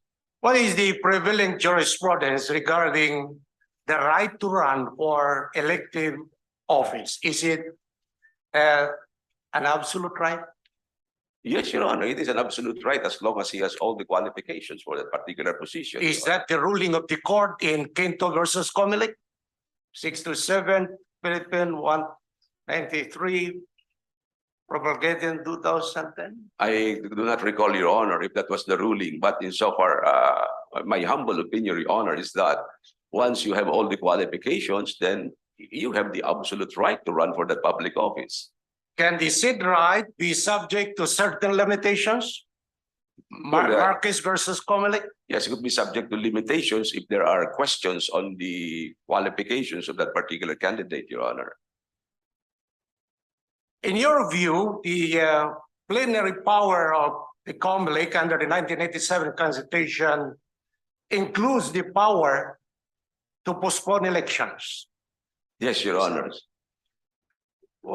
You would also agree that Section 5 of the Omnibus Election Code define the parameters of the exercise of this power by COMELEC. Yes, Your Honor. The Omnibus Election Code is enacted by the legislature. Correct? Yes, Your Honor. How would you now reconcile this with your postulation that Congress encroaches on the COMELEC's power to postpone an election? Well, while Congress was the one that enacted that particular law, the Congress is also mandated to follow that law, Your Honor. Thank you. That will be all. Thank you very much, sir. May I now ask the Sergeant to ask only a few questions? Good afternoon, Your Honor. Good afternoon, Sergeant Guevara. The Republic Act 11935 expressly state the rationale behind the postponement of the December 5, 2022 barangay elections. No, it did not, Your Honor.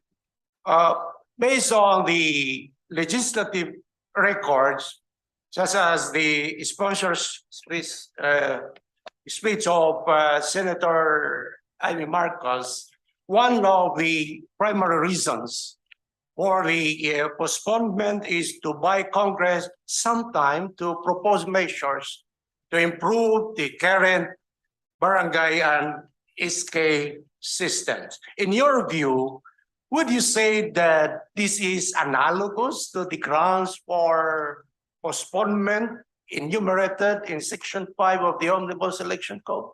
No, Your Honor, that is not analogous to the grounds that were specifically mentioned in Section 8 of BP 881. So did the Republic Act 11935 effectively override Section 5 of the Omnibus Election Code? No, Your Honor, because the basis is certainly different from the grounds enumerated in Section 5 of BP 881. It has nothing to do with terrorism, nothing to do with loss of election paraphernalia, force majeure, and analogous reasons. Does the body of the law now contradict the main subject found in its title? No, certainly not, Your Honor. Everything that is included in the text of Republic Act number 11935 is adequately reflected in its title. Well, would you agree, Sergeant Guevara, that the general purpose or object of Republic Act 11935 is to postpone the December 5, 2022 barangay elections? Yes, Your Honor, it was postponed for the reasons given by Congress and not for any purpose to affect, to extend or modify in any way the term of office of existing barangay officials, because their term actually expires, and between the expiration of their term and the new elections, it will be simply a case of holdover. Thank you. In your view, is there any express prohibition which bars Congress from fixing any term of office for barangay officials? There is none, Your Honor. The power given to Congress to determine the term, the length of term, and the number of terms of barangay officials is plenary and is not, was not made subject to any restrictions or limitations. Are you familiar with the case of David versus COMELEC? I've heard about the case, Your Honor. Would you agree that in the SID case, the court ruled that the intent and design of the legislature to limit the term of barangay officials to only 3 years as provided under the local government code? The court ruled that the intent and design of the legislature is to limit the term of barangay officials to only 3 years as provided for under the local government code. Yes, Your Honor, until such time that Congress finds it necessary or proper to amend that law, as it did a few years later when it amended that law to make it 5 years instead of 3. Okay, my last question, based on page 43 of your comment, you expressed the view the altering of the terms of public officers is entirely within the control of Congress, absent any constitutional limitation. Is that correct? Yes, Your Honor, with respect only to barangay officials. If Congress decided to alter the terms of barangay officials by amending prevailing laws instead of postponing the December 5, 2022 barangay elections, what would be its effect? Well, the amendment will take effect, in my opinion, Your Honor, prospectively.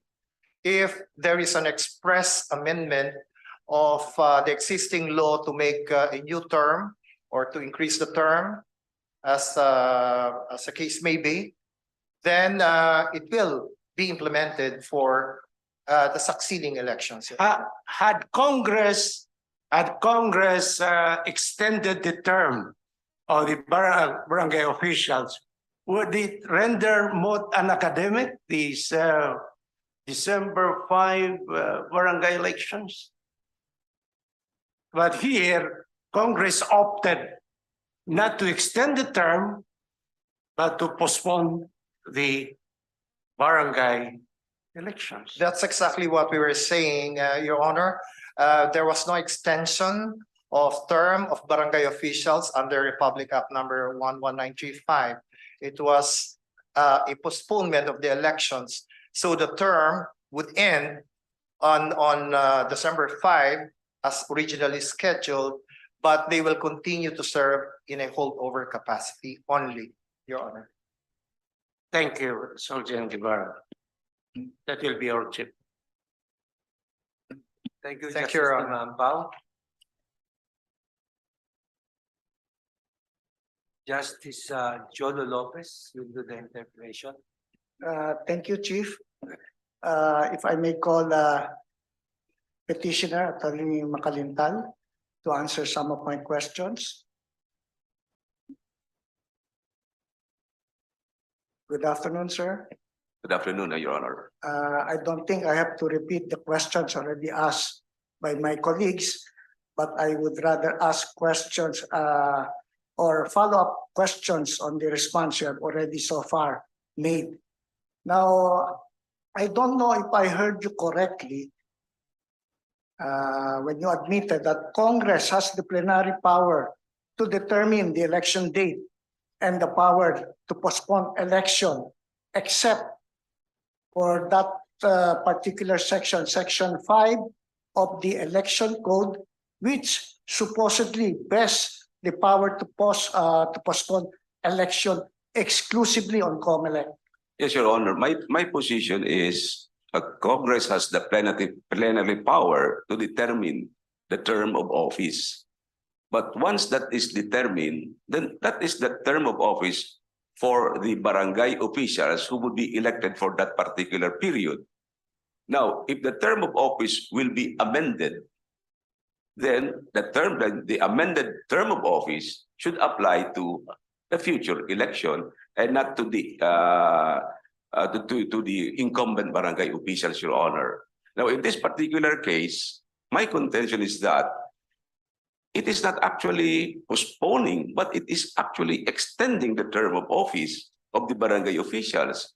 The postponement, as I said, is a subtle way of increasing or extending the term of office without the mandate of the people. Yes, Attorney Macalintal, I think there are two issues being raised in this case, which are different from one another. One is the legality to postpone election, and the other one, the constitutionality or legality of extending, supposedly extending the term Yes, Your of Honor. office. So first, I would like to dwell on the legality of postponing the elections. So you were saying that Congress does not have the power. It is only vested in the COMELEC. COMELEC, Your Honor. And if there is no such power given on the COMELEC, then I suppose you agree that the power lies with Congress. It might be that way, Your Good. Honor, but considering that there is that power at present vested with the COMELEC, then the COMELEC should exercise that power, Your Honor. Now, if we may go back to Section 5, which you are referring to in your petition of the election code, there are two limitations on the power of COMELEC to postpone. One, if there is no insurance that the COMELEC might be able to hold peaceful, ordinary, orderly and honest election. And the second one, it must be done, and if I may quote it correctly, in any political subdivision. Yes, Your Honor. So I think it's very clear when you say in any political subdivision, can you interpret it to mean a national election? Because let me finish first, I'm sorry. Attorney I'm sorry. Macalintal.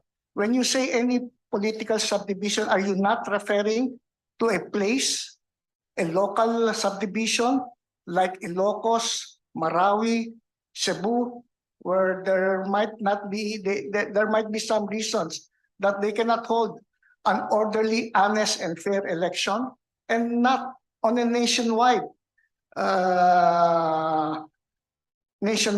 election? I answer, Your Honor. Yes, please. Well, when the law says any political subdivision, I would say that it applies nationally, Your Honor, because if all provinces, if all municipalities, if all barangays are affected by the causes to postpone the elections, then all these political units are now subjected to the postponement of the elections, Your Honor. So you're saying all political units must come to the COMELEC and say that we cannot hold an orderly election to make it a nationwide, or to make it nationwide? Not necessarily, Your Honor, because the law says that any party interested or affected may file the petition. But So if, for instance, the limitation is on any, with emphasis on the word any political subdivision. yes, Your Honor. So the law is not very clear from my point of view, and of course you could say otherwise. Could it be referring to a national election, especially involving barangay elections? Yes, Your Honor, because a political party, for instance, of national, a national political party could file the petition, Your Honor, because if their constituency of a political party involves the entire nation, then they can do that, Your Honors. Now, as early as 1980, Supreme Court has already decided in one case, I think it's Oxenia versus COMELEC, if I'm not mistaken, where it was stated that the power to conduct elections, or the conduct of election is inherently and traditionally lies with the legislative body. Have you heard of that? The conduct of the election, Your The Honor. conduct of election primarily and inherently lies with the legislative body, meaning the conduct of elections or the laws governing the conduct of elections should be under the power of the legislative body. I respectfully submit, Your Honors, that the conduct of the election is within the power, exclusive power of the Commission on Elections. Yes, It but is the law, it is Congress that lays down the parameters under the laws it has enacted, Your Honors. But the conduct of the election must always be under the control and supervision of the Commission on Elections, Your Honor. now on the extended term of office, now if I may refer you to the last US presidential election, I think there was an effort on the part of President Trump to postpone the election at that time because of the pandemic. Now, it was admitted by the President then of the United States that the powers to postpone elections generally vested in the Congress of the United States, and the Congress of the US refused to postpone the election. Now, as to the extended term, if the Congress, let's say, for argument's sake, that Congress decided to postpone the US election at that time, the term of the US president is definite. It ends and terminates at a certain date and time. I suppose it should be on January 20 at about noontime. Just like we have in our Constitution, the term of the president ends on June 30 at noontime. So if the term of the president of the United States ends on January 20 at about noontime, and the election was postponed when there is no term to extend anymore, the one who should be seated as president or acting president should be the Speaker of the House. And there is no holdover doctrine that should be made to apply. Is this correct? Well, if that is the provision, I am not fully aware of the provision of the US Constitution, but if the Constitution says so, then that would be applied, Your Honor. But my point, Attorney Macalintal, is that if the term is definite, that it extends or it terminates at a certain point, date and time, there could not be any holdover. There But couldn't, yes, there couldn't be but in the holdover. case of the barangay that we have, the barangay officers, is there any law or any part of any law which says that the term of barangay ends on this date and time? No, because in this particular case, Your Honor, when they held the election on May 2018, the law applicable there says that the term of the barangay shall be 3 years, Your Honors. Can you specify that particular provision? Because from my own understanding, Attorney Macalintal, I don't know if I'm correct on this point, there is nothing in the law which says that the term of the barangay officers will end at a particular or specific date and time. So it will only terminate or it will only end if and when an election is held and the successors will be qualified.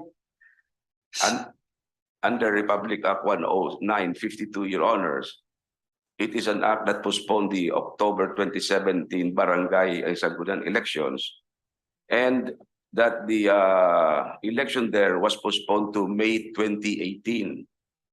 And under that particular provision, it says that subsequent synchronized barangay and Sangguniang Kabataan elections shall be held on the second Monday of May 2020 and every 3 years thereafter. So it means that those elected on May 20, 2020 shall hold office for 3 years, Your Honors. But Does it end after 3 years? It should have ended a long time ago. My Yeah. point is, Precisely because they kept on postponing, Your Honors, and extending the term of my office. point is there is no definite date and time by which it should be terminated.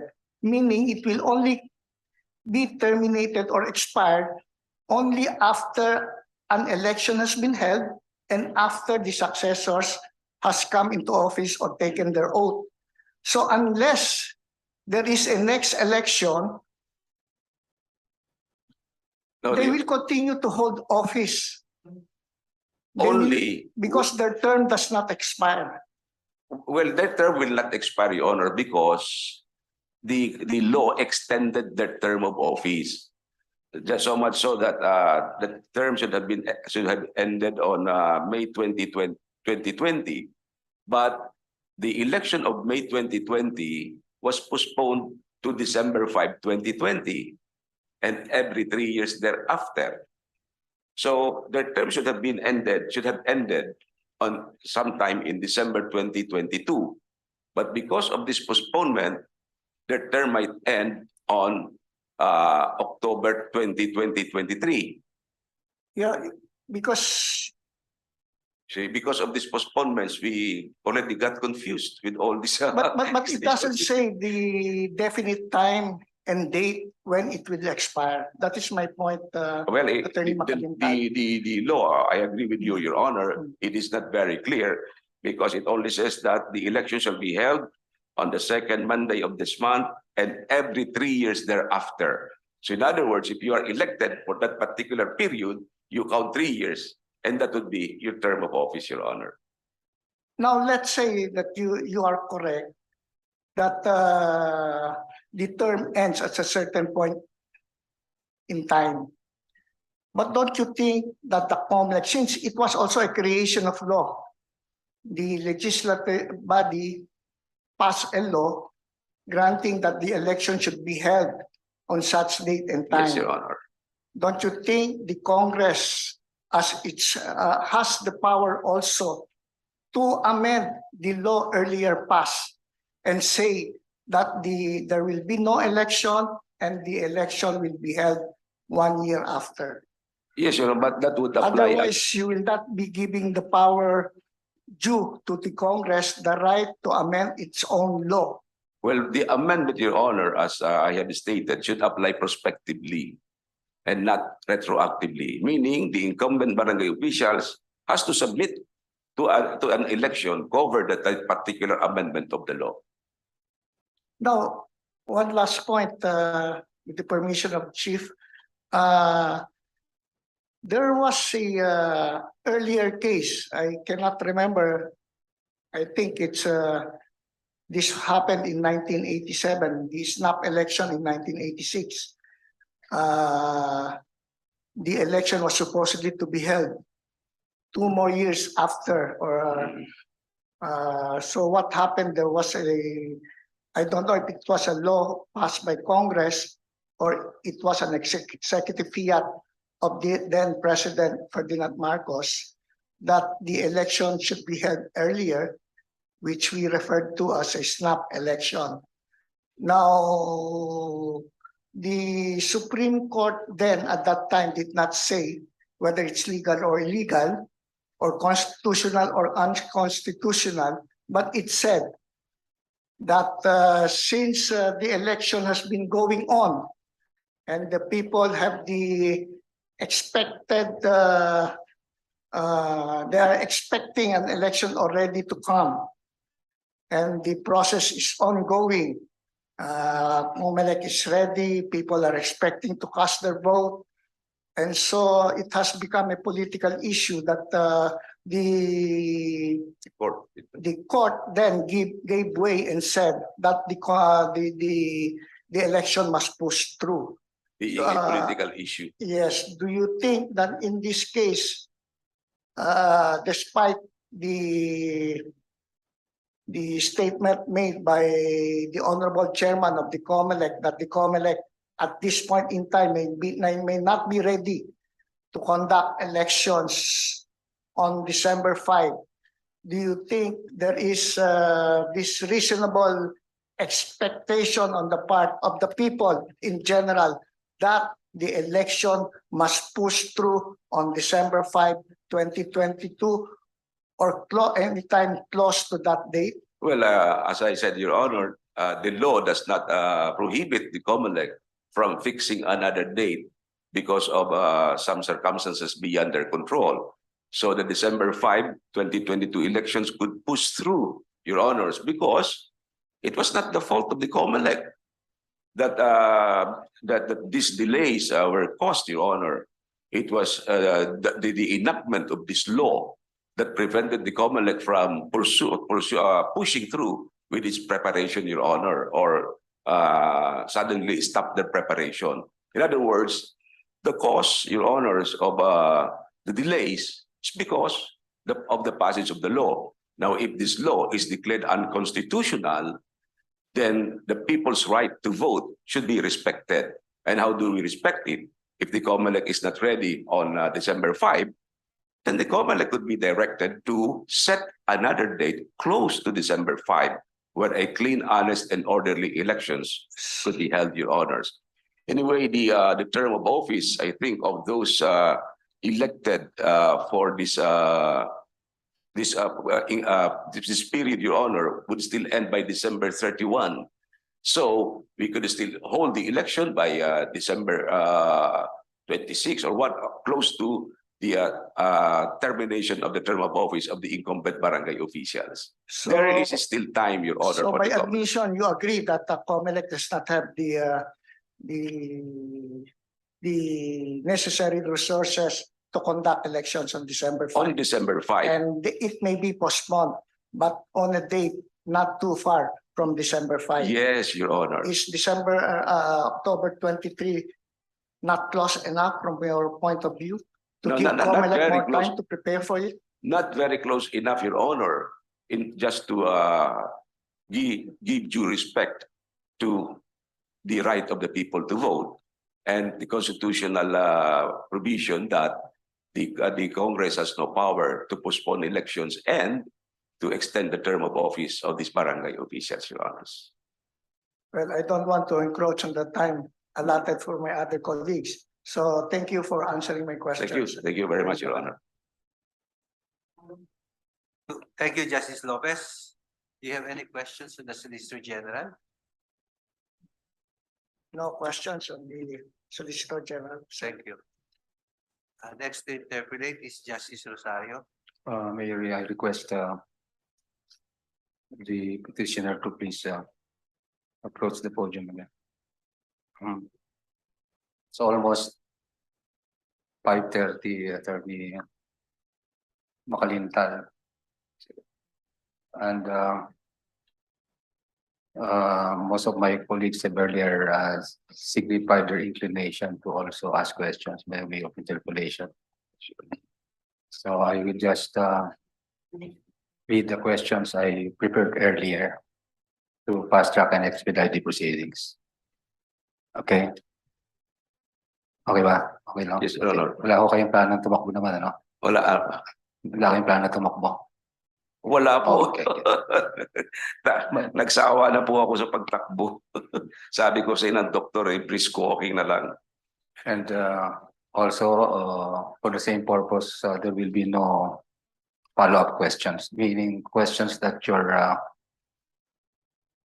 answer might elicit rather. Okay, so this is my first question actually has no bearing on the principal issues raised by your petition. But just the same, I will ask this question if only to satisfy my curiosity. Okay? Yes, sir. As you are aware, this is not the first time, you mentioned that earlier, that Congress postponed the barangay and SK elections, right? Yes, Your Honor. Why file a case only now? Meaning, what makes RA 11953 So it's different from the previous laws postponing the barangay elections such that it is only now that you question the postponement? Does this mean that all the previous postponed barangay And SK elections are void, attorney. Your Honor, actually, in the past, in the previous laws passed by Congress, postponing the barangay elections, I have been making comments, Your Honors, of the unconstitutionality of these laws. I have actually asked some friends in Congress if I could be invited during the deliberation of these laws, but I never got any invitation. If you will kindly Google or search some materials in the 2016 or even 2014 cases, it would show, Your Honor, how I questioned the constitutionality of all these barangay elections. Every time a barangay election is postponed, Your Honor, with the corresponding extension of term of office of the incumbent barangay officials, then I always made comment, Your Honors, and it is carried in the newspapers, radio, and television, Your Honors. But you are correct. I have not filed So any case. this is in fact the first time that a case has been filed Yes, before Your the High Honor. Court of the land. Yes, Your Honors, because, pardon the word, I get fed up, Your Honors, with all these postponements made by our Congress, Your Honors. I believe that for the past so many years, when Congress postponed the barangay elections, I have been deprived of my right to vote. Okay, attorney. Let's say at the outset, Congress fixed the term of barangay officials at, say, 5 years. Is this constitutional? Yes, Your Honor, but that would constitute an amendment of the present law, which gives them 3 years. And so that amendment should apply prospectively, Your Honor, to No. future election. How is this different from postponing the elections so that the total term is 5 years? What do you mean, Your Honor? Postpone the, not postpone, Your Honor, but amend the term of office of the barangay officials, Your Honors. Not necessarily postponed, because my contention, Your Honor, is that the postponement is actually an amendment of the term of office because the term of office is extended. So instead of postponing, I would say, Your Honor, that the law should be worded in such a way that it says that it amended the present barangay, the term of the present barangay officials. And the moment that is amended, then another election would be scheduled. Okay. And those who would be elected would have a 5-year term of office, Your Honor. Since we are under time constraint, may I request you, attorney, to just limit your question, your answer to my questions? Yes, Your Honor. And to respond, to answer, and be responsive rather to my questions. Yes, sir. I think first things first, earlier, the Solicitor General insinuated that in the course of his presentation, that this is actually a political issue or question that we justices are forbidden to look into. That's why there was no, tama nga ba yung understanding, no reason cited by the Congress in justifying the law that called for the postponement of this forthcoming election, December election. Do you agree with the observation made by Solicitor General Guevara that this is indeed a political question? I don't think this is Or issue, a but- political question. It involves political positions, but the issue I brought before this honorable court is constitutional, Your Honor, on the validity of the enactment of this particular law. So I suppose you will not also agree with the Solicitor General when he again stated that the intention of Congress is not actually to extend the term of office of the barangay chairman or captains. But parang ang nangyari, this was the that it was only incidental. And he Well- made mention of I don't know if I understand him correctly, that there was a practical necessity or justification for that. The fact, Your Honor, is that the law does not state the reasons for the law. It does not state why it was passed, Your Honor. The whereas clause were never there, so that you could say that it does not explain to the people why the need for this postponement again. And as I said earlier, the entire body of the law does not state that it is postponing the December 5, 2022 elections. There is nothing clear in the law that it refers to the December 5, 2022 elections and up to when they are going to hold another election. Unlike in other laws, which says that the barangay election is postponed to another date, specifically stating the date. But here, it does not state. It postponed the December 5, 2022 elections without stating when it will be held again. Okay, as I explained earlier, Attorney Macalintal, most of the questions I prepared have already been covered by the other justices who made the interpolation ahead of me. Pagka nadodoble na, just call my attention. Kasi not that I was not paying attention, pero I was focused on something else. That's in your moments, Your Honors. Anyway, on the matter of yes, you argued rather that the postponement of elections is tantamount to what? The statutory appointment of incumbent barangay officials. Yes, sir. Right. But as observed by the Solicitor General, when he made an enumeration of the the requisites of a valid appointment necessarily means the power to choose the appointees, correct? Mhm. And Congress did not choose specific individuals to be appointed as barangay officials. Do you agree, sir? Yes, Your Honor, but And these barangay officials were in fact still previously elected by the people, correct?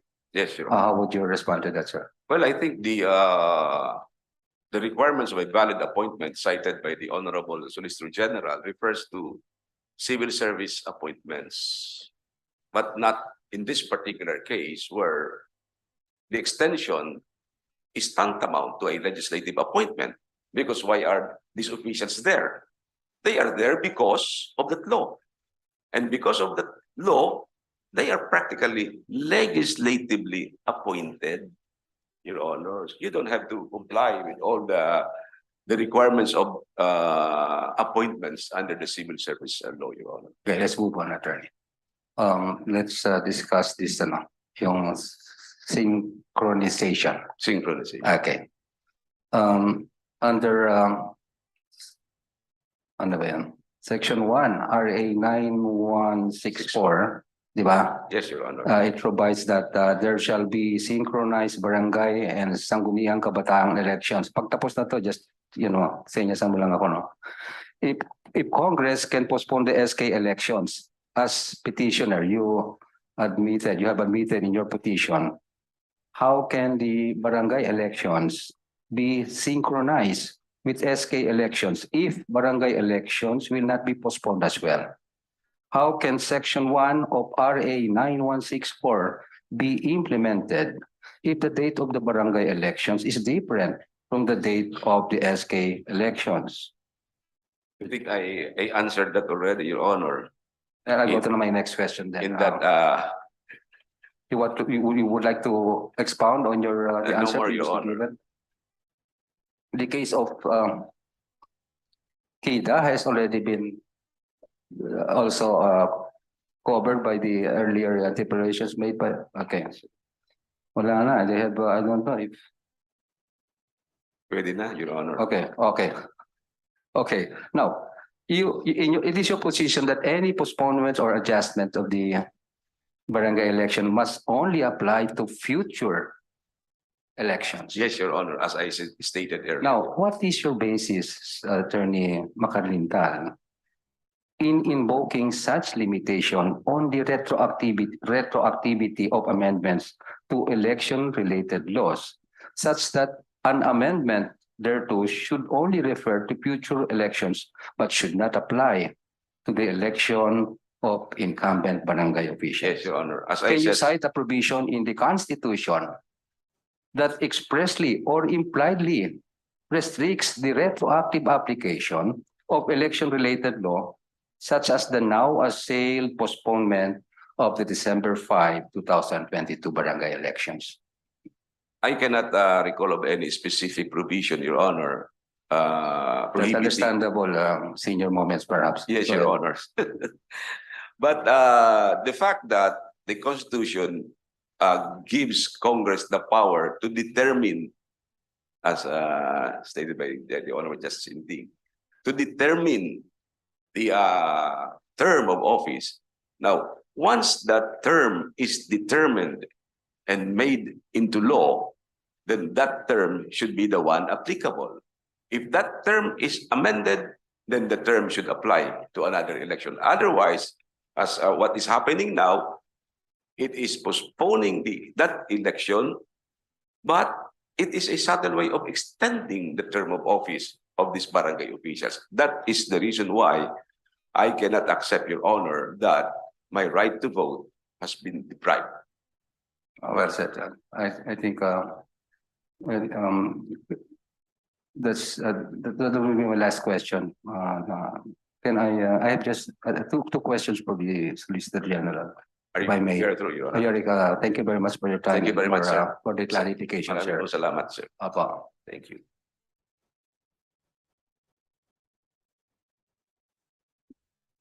Good afternoon, Your Honor. Yes, good afternoon, sir.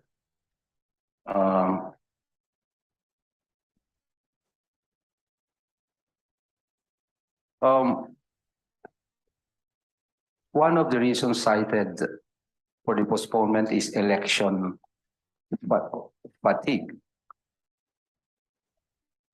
No, what is your basis for saying that the electorate is suffering from election fatigue? And is election fatigue a sufficient reason to postpone elections, sir? Your Honor, my only reference material with respect to the purpose of the postponement of the barangay elections consists of the official records and journal of both chambers of Congress.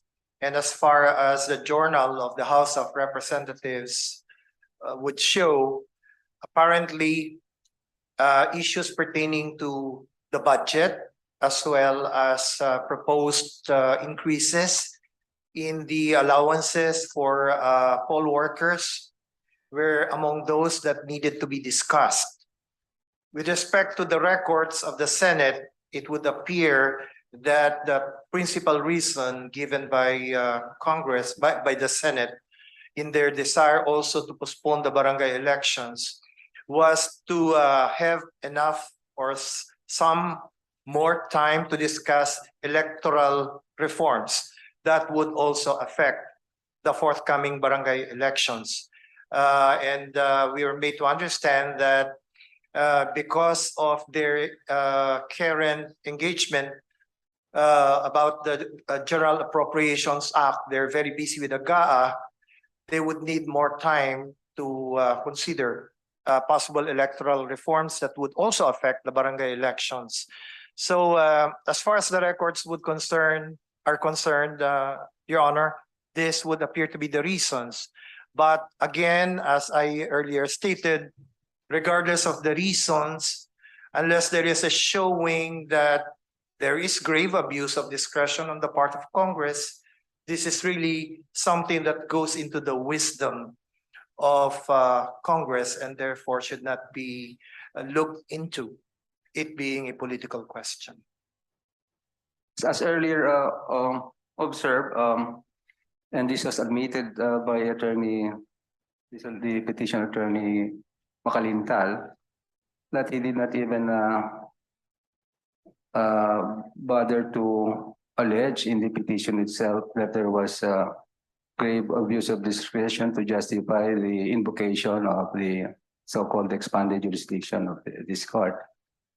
I recall Attorney Macalintal having responded to one of the questions made by one of my colleagues earlier.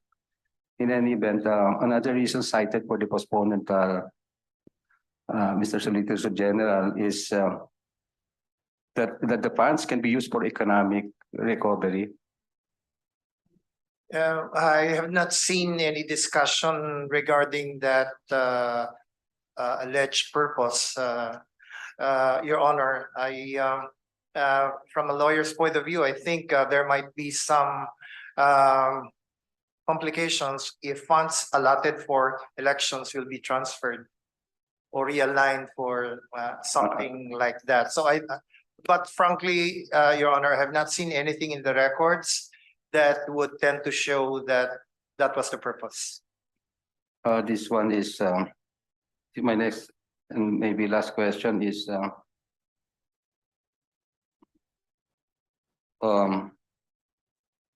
pertains to again the term of office, so that when the people vote for their barangay officials, they expect them to serve only for the term initially fixed by Congress, sir. In essence, the mandate given by the people is only for that specific term, right? Now, isn't postponement a violation of this mandate, in your opinion, sir? Your Honor, there are reasons being proffered by Congress for postponing the elections. And we have to respect those reasons given by Congress. If it somehow it results in quote unquote extending the term, although of course I do not subscribe to that view, because the matter of holding over is a concept which is far too different from extending one's term. But sadly, that is the case. So I guess we just have to live with it, Your Honor. This question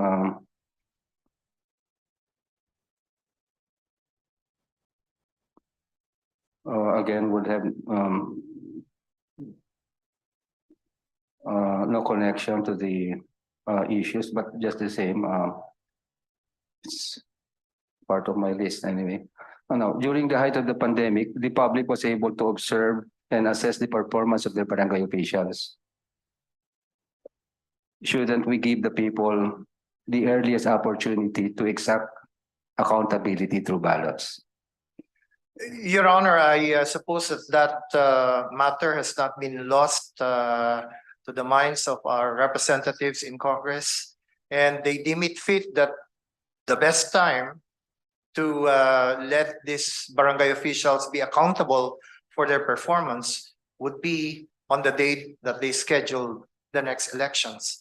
So unless we believe that that was tainted with grave abuse of discretion, then I guess we have to respect their decision that that moment of accountability should happen on the last Monday of October 2023.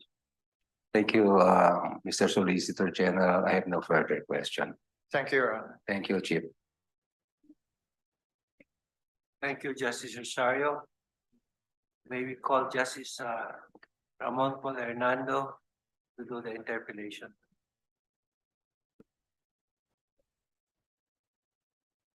Chief Justice Mario Lopez. Oh, sorry, Justice Mario Lopez. Thank you, Chief, and Justice. I'm no sorry, but I think anyway, it's just a few questions. Most of the questions that I am supposed to ask were already asked by my colleagues. And this is just a simple question that I will address to Attorney Macalintal.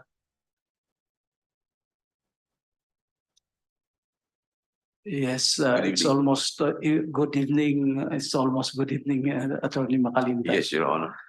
Alam ko po pagod na rin po kayo. Yeah, that's why I will not prolong my your agony, Ay, yes. but I will Thank you so shorten much. it already.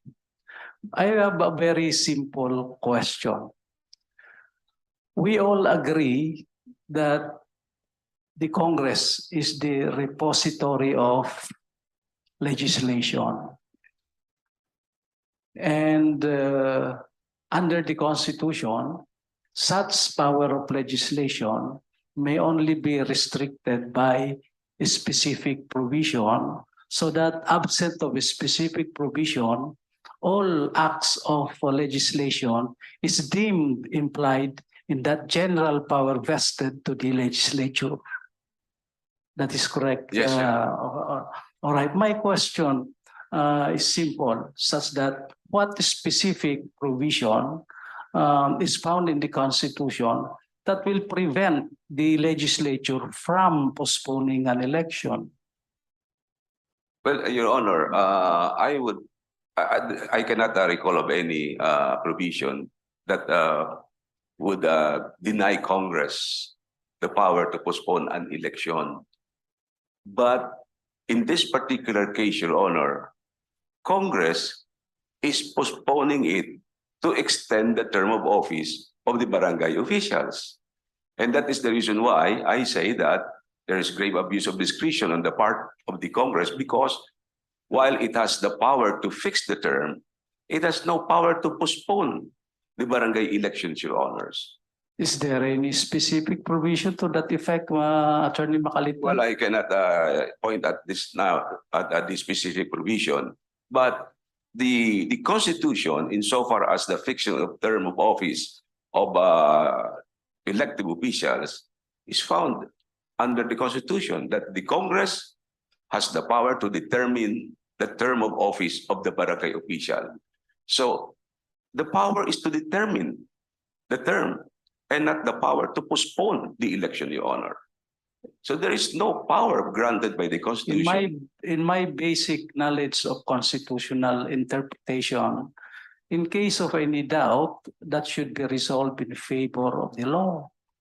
And if it is in favor of the law, unless there is a specific prohibition, textual interpretation would prevent the Congress from enacting a postponement of an election. Well, in this particular case, Your Honors, with due respect, I would say that in case of doubt or conflict, then the conflict of doubt should be resolved in favor of the right of suffrage.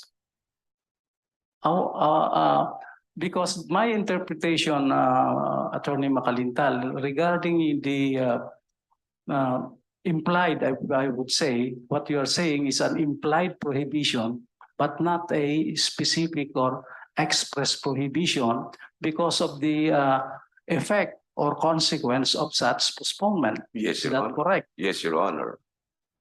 If so, may I ask this question? Is the power or authority to postpone an election a legislative function or an administrative function? That is the administrative Administrative of the function Commission on Elections, Your Honors. that cannot be considered as a legislative function? By the legislature, I don't think so, Your Honor. The Congress could pass the law, Your Honor, but Congress cannot have the power to implement that law. So if it is an administrative function, there must be a law from which such administrative function is based. Yes, Your Honor. I think we have cited the provision of Article 9C, giving that power to the Commission on Elections, the power to postpone the election, Your Honor. All right. You said that it is an administrative function, Attorney Macalintal. And what administrative provision would provide that the COMELEC has the power to postpone an election. As I said, Your Honor, Section 5 of the Omnibus Election Code, and in connection also with Article 9C of the powers of the Commission on Elections, Your Honors. Section 5, Yes, Your Honor, giving the COMELEC the power to decide on issues pertaining to the postponement of of the election, Your Honor. is that the specific provision granting the COMELEC the power to postpone an election? Yes, Your Honor. It's not, I'm sorry, Attorney On Macalintal. causes as enumerated therein, Your Honors. Section 45 of Article 6 of the Omnibus Election Code mention about postponement of Section 5. Section 45, 5, Your Honor. Section 5, I'm sorry, Article 6 of, and the grounds are stated therein. Yes, Your Honor. Many grounds, Your Honors. Would you not consider this administrative function or duty based upon a specific provision or power of the legislature? And this is delegated to them, and such provision of Section 5 is not a grant, but a limitation. Or is it a grant? Well, it is a grant of power, Your Honor, by the law itself. The Omnibus Election Code, as enacted by Congress, gave that power to the Commission on Elections, Your Honors. And at the same time, there is a limitation. No, the limitation could perhaps be on the causes, Your Honor, as long as the causes for the postponement are there. Your Precisely.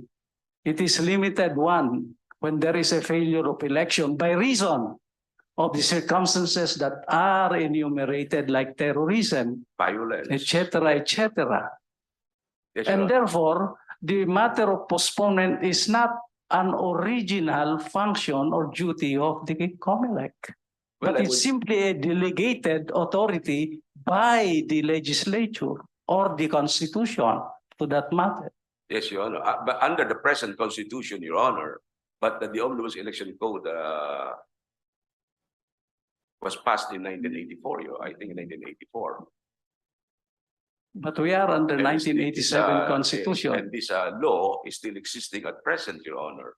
Anyway, Attorney Macalintal, as I have said, many questions have been asked, and just a clarification. Now we have clarified that the matter of postponement is a administrative function, Of the as you have COMELEC, stated. and it becomes a quasi-judicial function if ever a petition is filed to that effect, Your Honor. Therefore, there must be a law from way or a constitutional basis of this administrative function.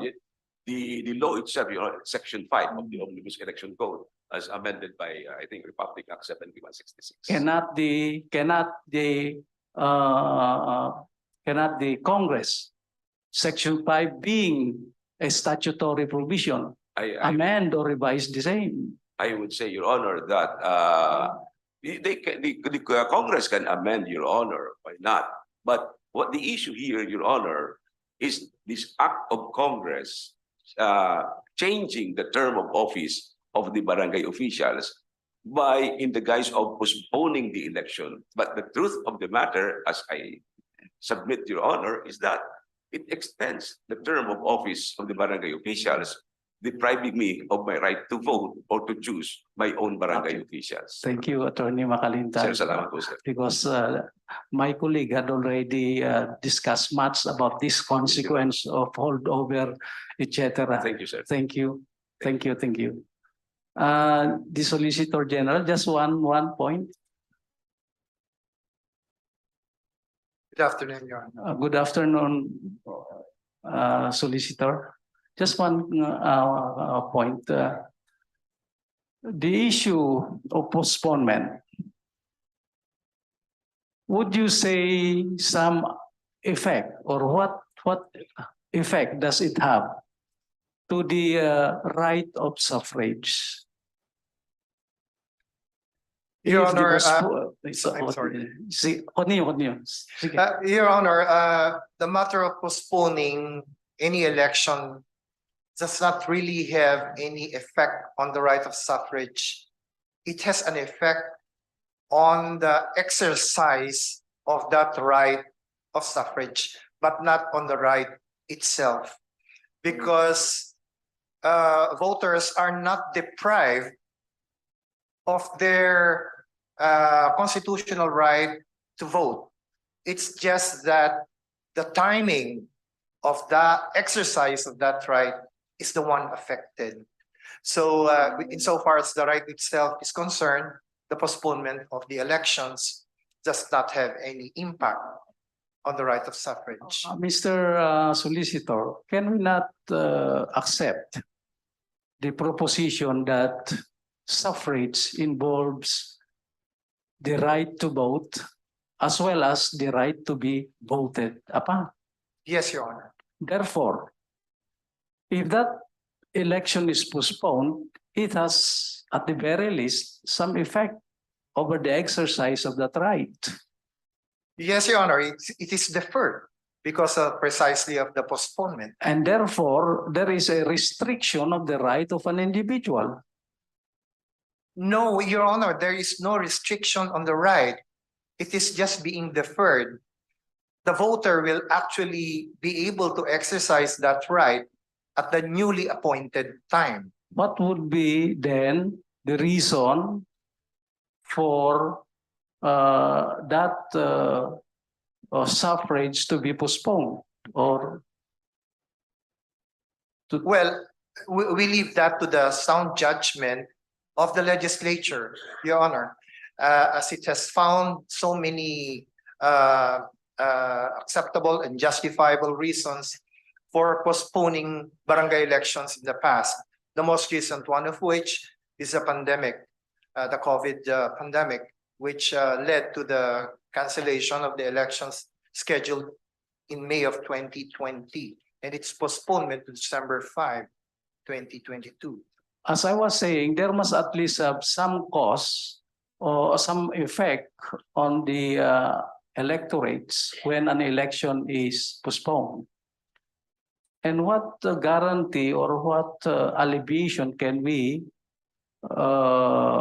make so that this election cannot be postponed every now and then indiscriminately? Your Honor, the Constitution itself does not provide any specific limitation on the power of Congress to determine the term or the number of terms of barangay officials. So we just have to leave that to the wisdom of our In short, legislators. Mr. Solicitor, we can indefinitely postpone an election involving barangay officials. Not indefinitely, Your Honor, because there should always be a new date. When barangay elections are postponed, then Congress is expected to specify the new date on which the elections would be held. Is there a new date already fixed by 11/11/39? Yes, Your Honor, that law specifically says that the election will be conducted on the last Monday of 2023. For as long as that date is determinable, Your Honor, I don't think that it is necessary to specify the actual date because it's something that can be determined. It is determined, but once determined, there is no prohibition or saying that it will push through and that it will be postponed again. That is a possibility, Your Honor, but that all depends on the circumstances that may be prevailing during that time. So we cannot really speculate on what may happen during that time. That's why we have this Congress to guide us in order to, well, if nothing untoward happens and everything is ready then perhaps you can help. We can hold the elections as scheduled in October of next year.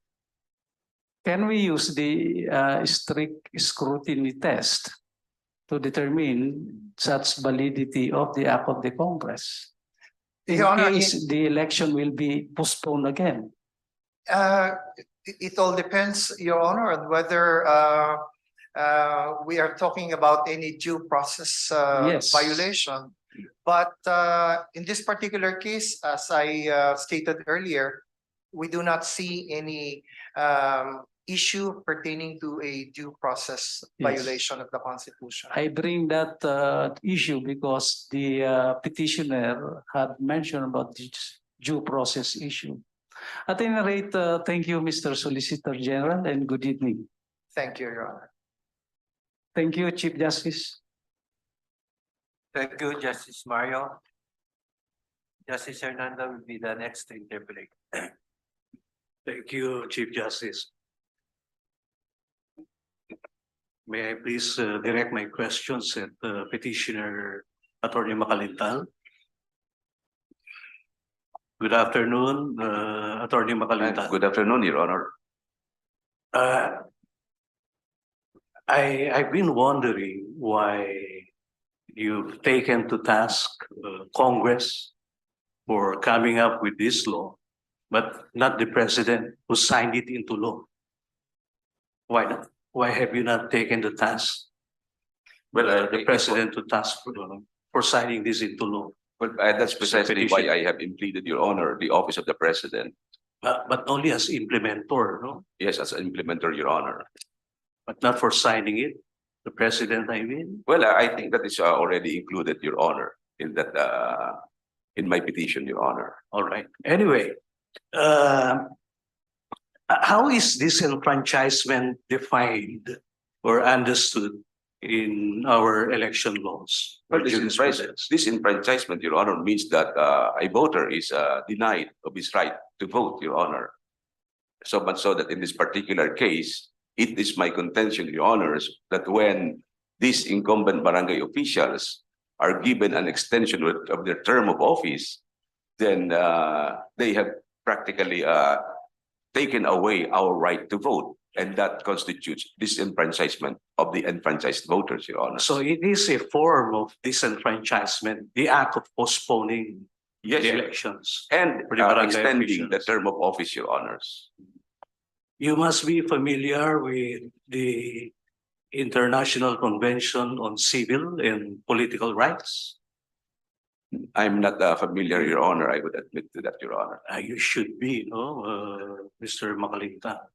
I'm already too old We to. signed on. We signed on to this convention. The year of my birth in 1966. Oh, you're still very And young, then Your we Honor. ratified it in 1986. And it's a convention that has been passed by the United Nations, consistent with the Universal Declaration of Human Rights. And this involves the right to vote. The convention recognizes that every citizen has a right to take part in public affairs. And the embodiment of that taking part is through the exercise of the will of the people through voting. And the convention says that the right to vote includes the right to vote and to be elected at genuine periodic elections. Genuine periodic elections. It's a convention that's due to you, but having heard that, how would you interpret that, Petitioner Macalintal? Well, Genuine periodic elections. I agree, Your Honor. Genuine periodic election, which means that This act of postponing does not or is transgressive of genuine periodic elections. I would say to yes. which Yes, the Your Honor. Philippines has acceded as a state party to the convention. Yes, Your Honor. Postponing and extending the term of office, Your Honor, is a violation of this principle of having a genuine periodic election. Precisely all these laws on barangay elections, they contain a specific term of office for the barangay officials to be elected. But what has happened in the past and up to the present, they kept on changing and amending this period of elections. And at the same time, I guess what you're trying to say to us is yung right to vote ng isang tao, pag binoto ka, sabi ng tao sa'yo, ito hanggang 3 years ka lang. yes, that is our Kasi contract. nung nagbumoto kami sa'yo, ito yung batas. Yes, Your Honor. Precisely, I was saying that ito ang ating kontrata. When I wrote your name in the ballot, I know that I am only paying you for 3 years. The ballot does not say that you should be extended. Now, once the term is extended, that violates that contract between me and that particular candidate, Your Honor. Of course, that's not absolute, no? Well, I would say There should be exceptions, I would suppose. I think that could be an absolute observation, Your Honor, because the moment you are denied your right and you were in Section 5 of the Omnibus Election Code is not an exception. I won't say not an exemption, Your Honor, but Well, it it is provides actually for postponements by the COMELEC, as you yes, Your are Honor. insisting under certain conditions, no? Yes, I would say, Your Honor, that that is actually a protection of the right of the voting public, Your Honor, because if there are really serious causes that that would justify the postponement of election to ensure a clean and honest and credible election, then COMELEC can exercise that power, and the exercise of that power is would constitute a protection of the right of the voters' right to vote, Your Honors. Mm. This current crop of barangay officials, how long have they been sitting there in the barangay halls? Petitioning? To date, I think they are already there for 4 years, So they were elected in 2018. 2018. But some of them were re-elected. They were there since 2013. 2013, we had the barangay election, and they stayed there until 2015. No, 2013 up to 2018. That was 5 years. Now, those who ran for re-election and were re-elected, they are serving from May 2018 up to the present. And Well, if they will be Their extended term should have ended last year, no? last year, Your Honor, last year. But in 2020, it was the 2021 barangay elections were scrapped The May 2020 elections was postponed to December 5, 2022. due to the pandemic, no? Well, there is no specific reason stated in the law, Your Honor. We don't know. But I'm just wondering why they are saying that the pandemic could cause the postponement, because we were able to hold a national and local elections last May 2022. Still at the height of the pandemic, Your Honors.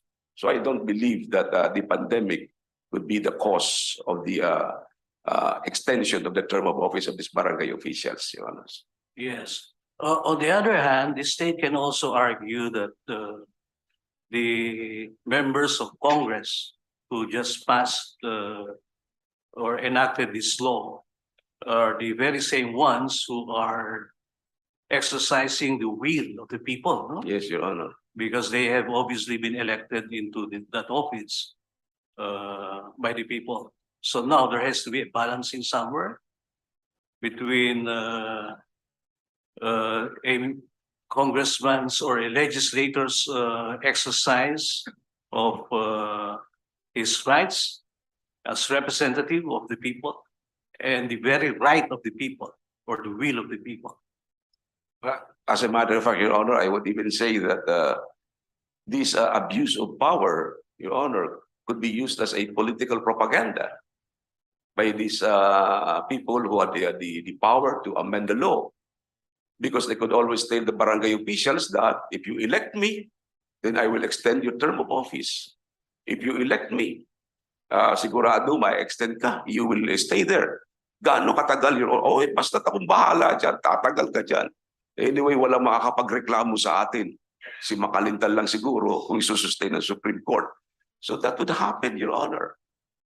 The political propaganda could be used in order to influence all these barangay captains to vote for a particular candidate or a particular the candidates of a particular political party with the promise that their term will be extended.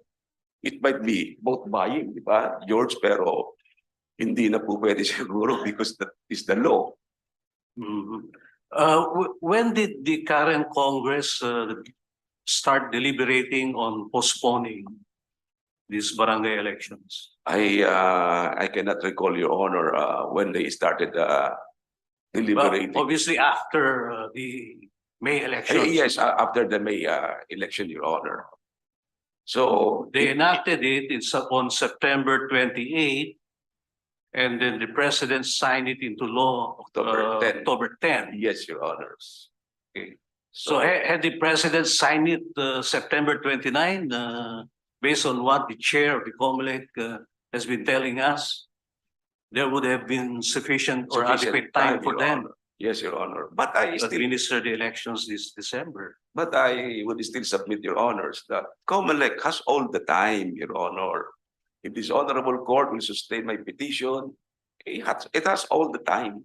And the people will be very, very happy to exercise their right of suffrage, Your Honor. Well, but you do recognize that COMELEC can postpone the elections under Yes, certain conditions. Because of some causes, Your Honors, that that might cause the the holding of a that will affect the holding by orderly, credible election. COMELEC can do that, but Under justifiable reasons. yes, but while it can postpone, it is mandated by law to proceed with the election on a date very close to the date it was scheduled upon the cessation of the cause of the postponement of the election, Your Honor.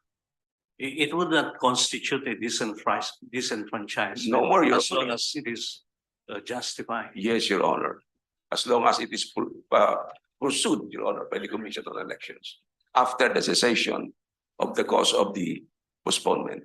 But you would agree that the postponements transgress the genuine periodic elections Yes, Your Honor. standards Yes, Your under the Honor. International Convention on Yes, Your Honor. Civil and Political Rights. Especially if the postponement is done without any valid reason at all, Your Honors. All right.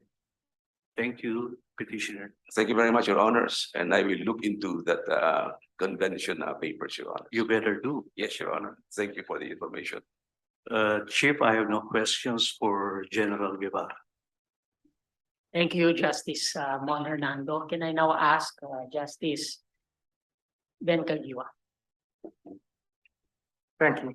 Can I call my friend, Solicitor General Guevara? My questions are for you. Good afternoon, Your Honor. The power of Congress to determine the term of barangay officials is Article 10, Section 8, correct? Article 10, Section 8, Your Honor. Of the Constitution. Yes, Your Honor. And I have heard it mentioned a lot of times, and you yourself have mentioned it, that this power of Congress is plenary, Yes, Your Honor. almost limitless, Subject to certain limitations, such as the provision in the Bill of Rights that prevents Congress from enacting bills of attainder, ex post facto laws, understood. But etc. with specific reference to Article 10, Section 8, limitless?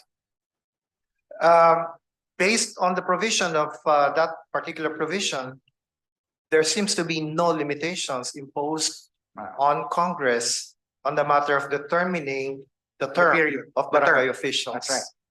And that is why we have had experiences in the past where the term has been set at 3 years, then some have been set at 5 years. That is correct, Your Honor. Let me push boundaries here, Solicitor General. Can Congress set it at 10 years?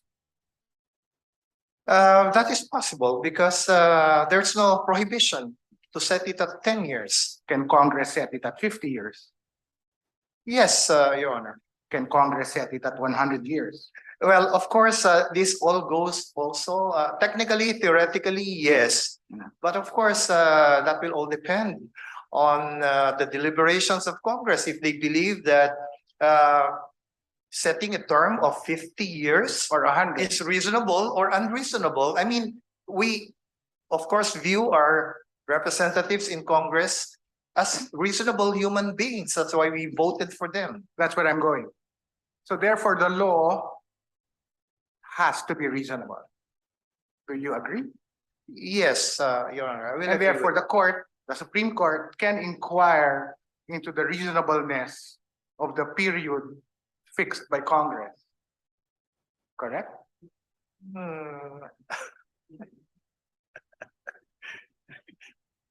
As to the reasonableness of the period, if there are indications that the period determined by Congress is tainted with grave abuse of discretion, then 100 the years. answer is yes, So Your Honor. 100 years. Pursuant to your expanded power of judicial review.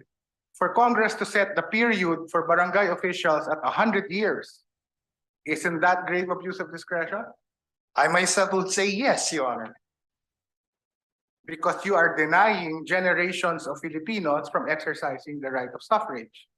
Correct? Not only that, Your Honor. 100 years. So if the court is allowed to go into the reason of the law, let me go to the reasons of this law. All right? I've done my own research, or I should say my lawyers have. And there were some proposed bills from which this final iteration came about. There was a proposal by Senator Win Gatchalian. There was a proposal by Senator Jinggoy Estrada, and a proposal from Senator Francis Escudero. Do you confirm that these were the progenitor proposals from which this law came from? Yes, Your Honor. And I noticed that the reason that they give is economic. The reason is that in the words of Senator Escudero, finally, and I quote him, finally, the bill enables the government to realign a portion of the 8.44 billion appropriations for the barangay and SK elections towards interventions aimed at sustaining our current momentum in addressing the coronavirus pandemic and achieving our collective socio-economic objectives. Do you confirm that that's the reason? I have not seen actually the draft bill as proposed by the said senator. Your Honor, that's why I cannot confirm or deny. These are all downloaded from the website of Senate. So in the explanatory note for the proposal of Senator Estrada, he says in paragraph 2, furthermore, our country is still in the midst of a pandemic brought about by COVID-19. Our country has not yet fully recovered from the havoc brought about by the pandemic. The budget in the amount of 8 billion for the conduct of the said election can be used to fund economic programs and health services to ease the effects of pandemic to all Filipinos, particularly to those who were greatly affected. Again, do we have any question that these are the reasons given for the passage of this bill? I am not in a position to confirm, Your Honor, because I have not seen it. Since the chairman is here of COMELEC, can I ask him to confirm whether or not, in fact, these are the reasons propounded by Senate for this bill?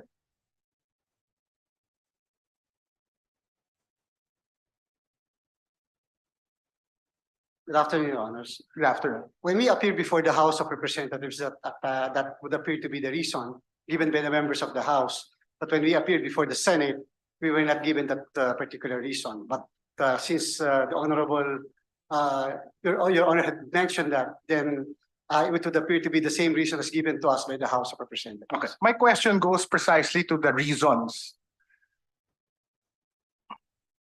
If the reason is shown to be false or non-existent, does that allow the court to step in and say that this law was issued with grave abuse of discretion?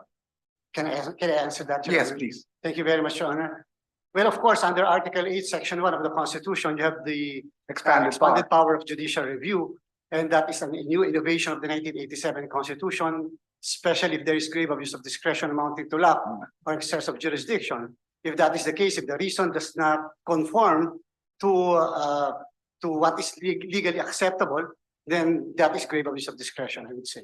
And therefore, the court will be allowed to look into the authenticity or to the validity of this law, because the reason given for the law simply does not exist. I would agree, Your Honor. Correct? Yes. In other words, the proposition is just talking about plenary power of Congress, just talking about political question.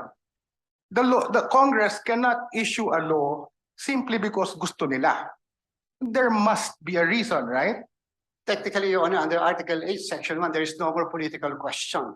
Technically, under the Constitution right now, political questions are things of the past, simply Correct. because you can always inquire. That's into the why validity. That's why the law need not say the reason for the law, but there must be a reason for the law. Are we agreeable to that? We agree, Your Honor, in the Commission. Are we agreeable, Mr. Solicitor General? Of course, Your Honor. Okay. Now, can I call back, Chairman? Chairman, I have a basic conundrum here. Article 9, Section 5 of the Constitution, speaking of constitutional commissions, says the commission, and this includes the Commission on Elections, shall enjoy fiscal autonomy. Their approved annual appropriations shall be automatically and regularly released. Correct? That is correct, Your Honor. In common parlance, isang bagsakan lang to, di ba? Tama po, Your Honor. Kailan to binagsak? It was given to us for this year, Your Honor, the Yes. 8.441 billion pesos. When was it given? It was given sometime by sometime March of this year. March of this year. Yes, sure. Therefore, the money is no longer with the Philippine Treasury, it is with you, correct? That is correct, Your Honor. And since you are a CIFAG or a constitutionally fiscally autonomous group, the alignment of these funds to fund social civic projects or other public projects is not by legislature, correct? That's not by legislature. It's by you. Yes, sir. Therefore, when they say that the money for this can be used for other projects, what are they talking about? With all due respect, Your Honor, I really do not know, because as far as the law is concerned, it says that that the fund is subject to a continuing appropriation by the commission. Exactly. And that fund is earmarked, correct? Correct, Your Honor. It's earmarked for elections. That's It right. cannot be used for any purpose other than elections. You are correct, Your Honor. It cannot be realigned by the president, by the Supreme Court Chief Justice, by the Senate President. It cannot be realigned because they're not COMELEC, Only by the COMELEC, Your Honor. only by you. Yes, sir. And therefore, when you give us a reason for this law that government can use that 8.8 billion to fight the pandemic, that is not a correct reason. Do you agree? I would like to agree, Your Honor. And therefore, we are now faced with a situation with a law that says it doesn't say what its reason is, but the proposed reason coming from the proposals do not appear to be correct. Correct? That may be the conclusion that will be derived from the series of questions. That's right. And therefore, the Supreme Court can in fact look into this law and say, bakit nga ba?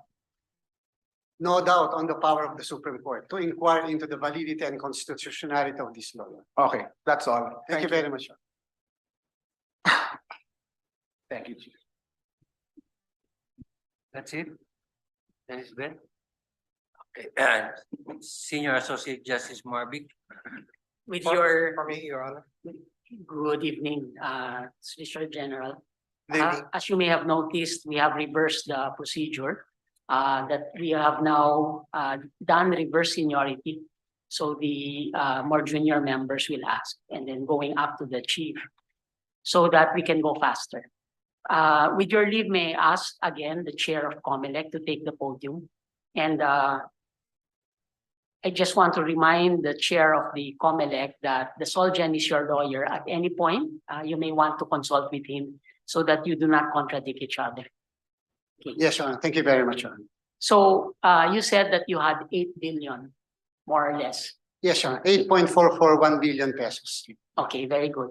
And that 8.441 billion is still with you right now, Yes, Your Honor. plus or minus a few millions, correct? Because you have done the preparations. That's right, Your Honor. So last year, when they were considering the budget, they already knew, Congress already knew that there was a possibility, in fact, they gave you the capability to actually conduct the elections on December 5, 2022. Is that not correct? That's correct, Your Honor, by giving us the money, Your Honor. Yes, and before you entered COMELEC as chair, the COMELEC already knew, at least with the acting chair, I think it was acting chair Inting, they already knew that they were going to conduct after the national elections, the barangay and the Sangguniang Kabataan elections. Is that not correct? That's correct. We're already preparing by that time, Your Honor. So by the time that you were conducting the national elections, COMELEC was also looking forward, because I know all of you to be very good managers and administrators. You were already looking forward, preparing yourselves and your staff to conduct the barangay elections on December 5. Is that Yes, Your Honor. correct? Yes, Your Honor, because we needed several months to prepare for the barangay and SKL. So you had the will, you had the capability, you had the experience, you had the funds to actually do it by, let us say, June of this year, correct? That's correct, Your Honor. By September of this year, you were also prepared to actually conduct it, correct? That's right, Your Honor. And the only thing that blocked you was not anything, was not your incapability, not your lack of management skill, not your lack of experience, not the lack of budget, but this law. Is that correct? That is correct, Your Honor. In other words, the only thing that made it impossible for you to conduct the elections is this law that postponed it. Yes, correct. Your Honor, and we. So the and we lost reason time. for postponing the elections is not logistical, correct? Yes, Your Honor. Okay. What about voter fatigue? You are in COMELEC. How do you measure voter fatigue? Or is there such a thing? We have not heard of such a thing, Your Honor. And because we are a state that is democratic and Republican, it means that we are ready to conduct regular elections, correct? As far as the COMELEC is concerned, yes, under Article That is why 9C. there is a COMELEC. As a matter of fact, that's why the COMELEC has been elevated to a constitutional commission, because we are supposed to be prepared to be conducting different types of elections and plebiscites and referenda and recall at any given time, correct? Correct, Your Honor. That's our constitutional duty. I am so happy, Chair Garcia, that you have said that you have always been prepared, and the only reason that it has become improbable, because I want to remove the word impossible, is because of this law, correct? I will confirm that, Your Honor, yes. Okay, now, if the court issues a TRO, the things that you mentioned, the expiry dates of the indelible ink, the problem with procurement goes away, correct? In that case, in the event that the court will issue a TRO and we will be forced to proceed with the election by December I'm sorry, Chair Garcia.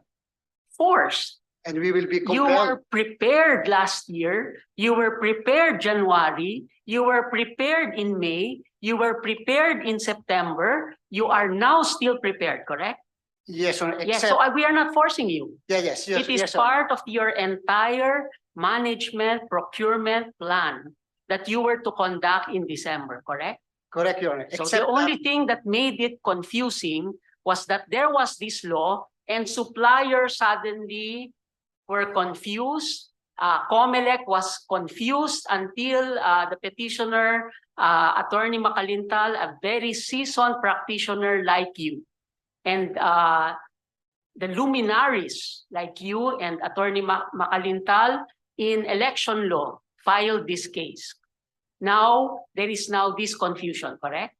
that's correct, Your Honor. Yes. So, in other words, if we issue a TRO, you have no choice except to continue with your preparations, correct? That is correct. And if you continue with your preparations and find it difficult to conduct it on December 5, you have a provision in the Omnibus Election Code which says you can do it December 12th, correct? We can do it after December 5 in accordance with Section 5. Yes, December of 12th. Batas Pabansa 881. Yes, December 13, correct? That's right. If you even want to do it, December 25, correct? That's right. Your Honor. Except that people will hate you because it is Christmas, correct? Yeah, correct, Your Honor. Yes, so- Until the cessation of the cause Yes. for the. So educate me. The word impossible is incorrect. Well, at this point, Your Honor, at this point, if we are not to use section 5 and we are to proceed with the But section election, 5 is part of your arsenal. then in that case, Your Honor, it's not impossible. It's not If impossible. Section 5 will In be fact, used. Chair, I have watched you in hearings and you did tell Congress that you can actually conduct it on December 5 before the law. Yes, Your Honor. Yes. Thank you for that clarification. Thank you very much, Your Honor. Okay, may I call the petitioner? A few brief questions. I want to pursue a very wise insight that was asked by my colleague, Justice Ricky Rosario, a while ago, and also Justice Caguio a while ago. When I voted for my barangay officials, I voted for them for 3 years, Yes. correct? I did not vote for them to be extended for 4 years, correct?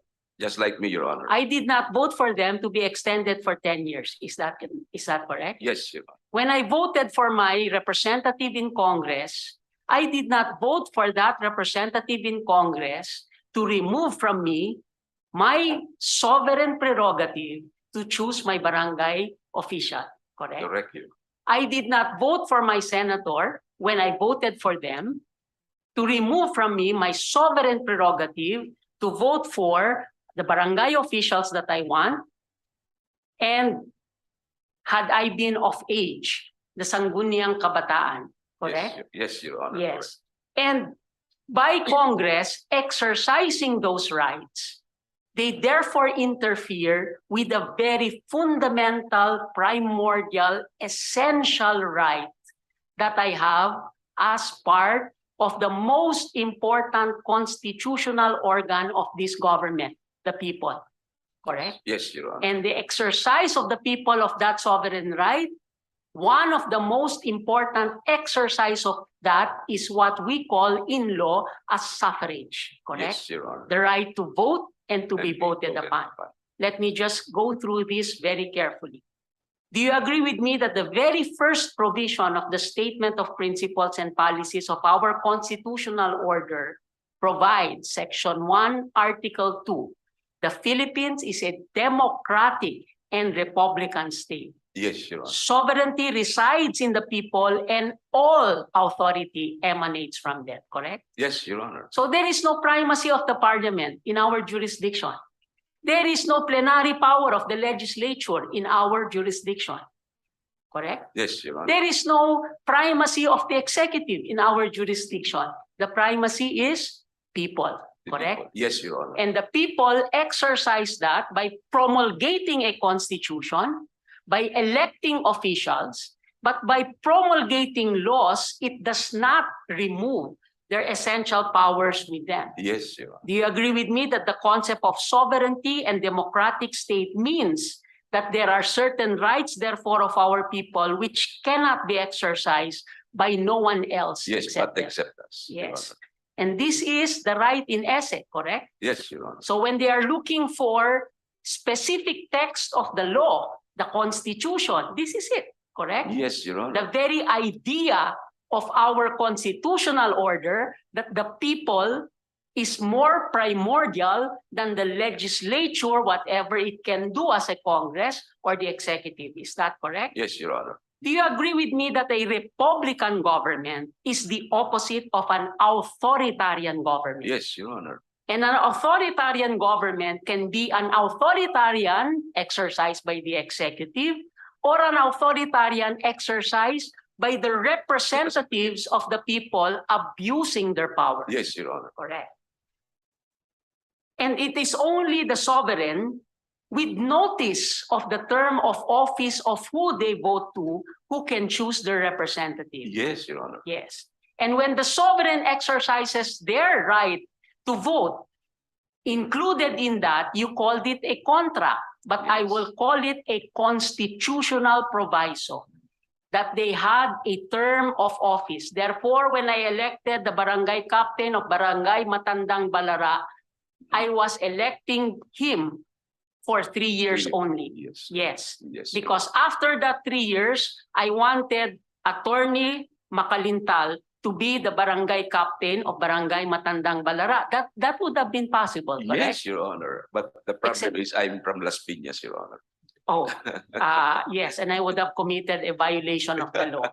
But that nonetheless, Sorry about that, Your the Honor. concept is we are voting for a person in a term. Yes, Your And Honor. Congress has the prerogative to change the term, Yes, Your to Honor. change the powers, Yes. correct? But Yes, they can only do it not violating our rights of suffrage, and therefore the only way to do it is prospective, correct? Prospective, Your So Honor. when you ask, what is the basis for you to say that it cannot be retroactive? It is the very basis, the very fundamental concept of our constitutional order that the contract with the sovereign is that the sovereign exercise it with notice, correct? Yes, Your Honor. Yes. And the mere fact that nobody questioned these postponements for so long does not mean that it becomes law, correct? Yes, Your Honor. Because we are not a country that creates traditions. We are a country of laws, and if it was not questioned and stricken down, it is only because the court cannot act too actively. We have to wait until a petition is filed in order for us to exercise our power of judicial review, correct? Yes, Your Honor. Yes. You are a very experienced election lawyer. May I Sort of, confirm Your that? Yes. Sort of, Your Honor. Yes, sort of. And you are like Attorney Garcia, who is now who has taken a very large pay cut in government. You are most sought after by a lot of politicians, not only for your knowledge in the law, but because of your practical experience working with politics, correct? Yes, Your Honor. And as advocate of senior citizens' rights, Your Honors. Okay, now tell me, why did Congress postpone the barangay elections from your point of view? Honestly speaking, as I said earlier, I No, think everything here is honest. this is This is a safe space. yeah. Yes. I would say, Your Honor, with due respect to our politicians, that this was a promise again, as done in the past.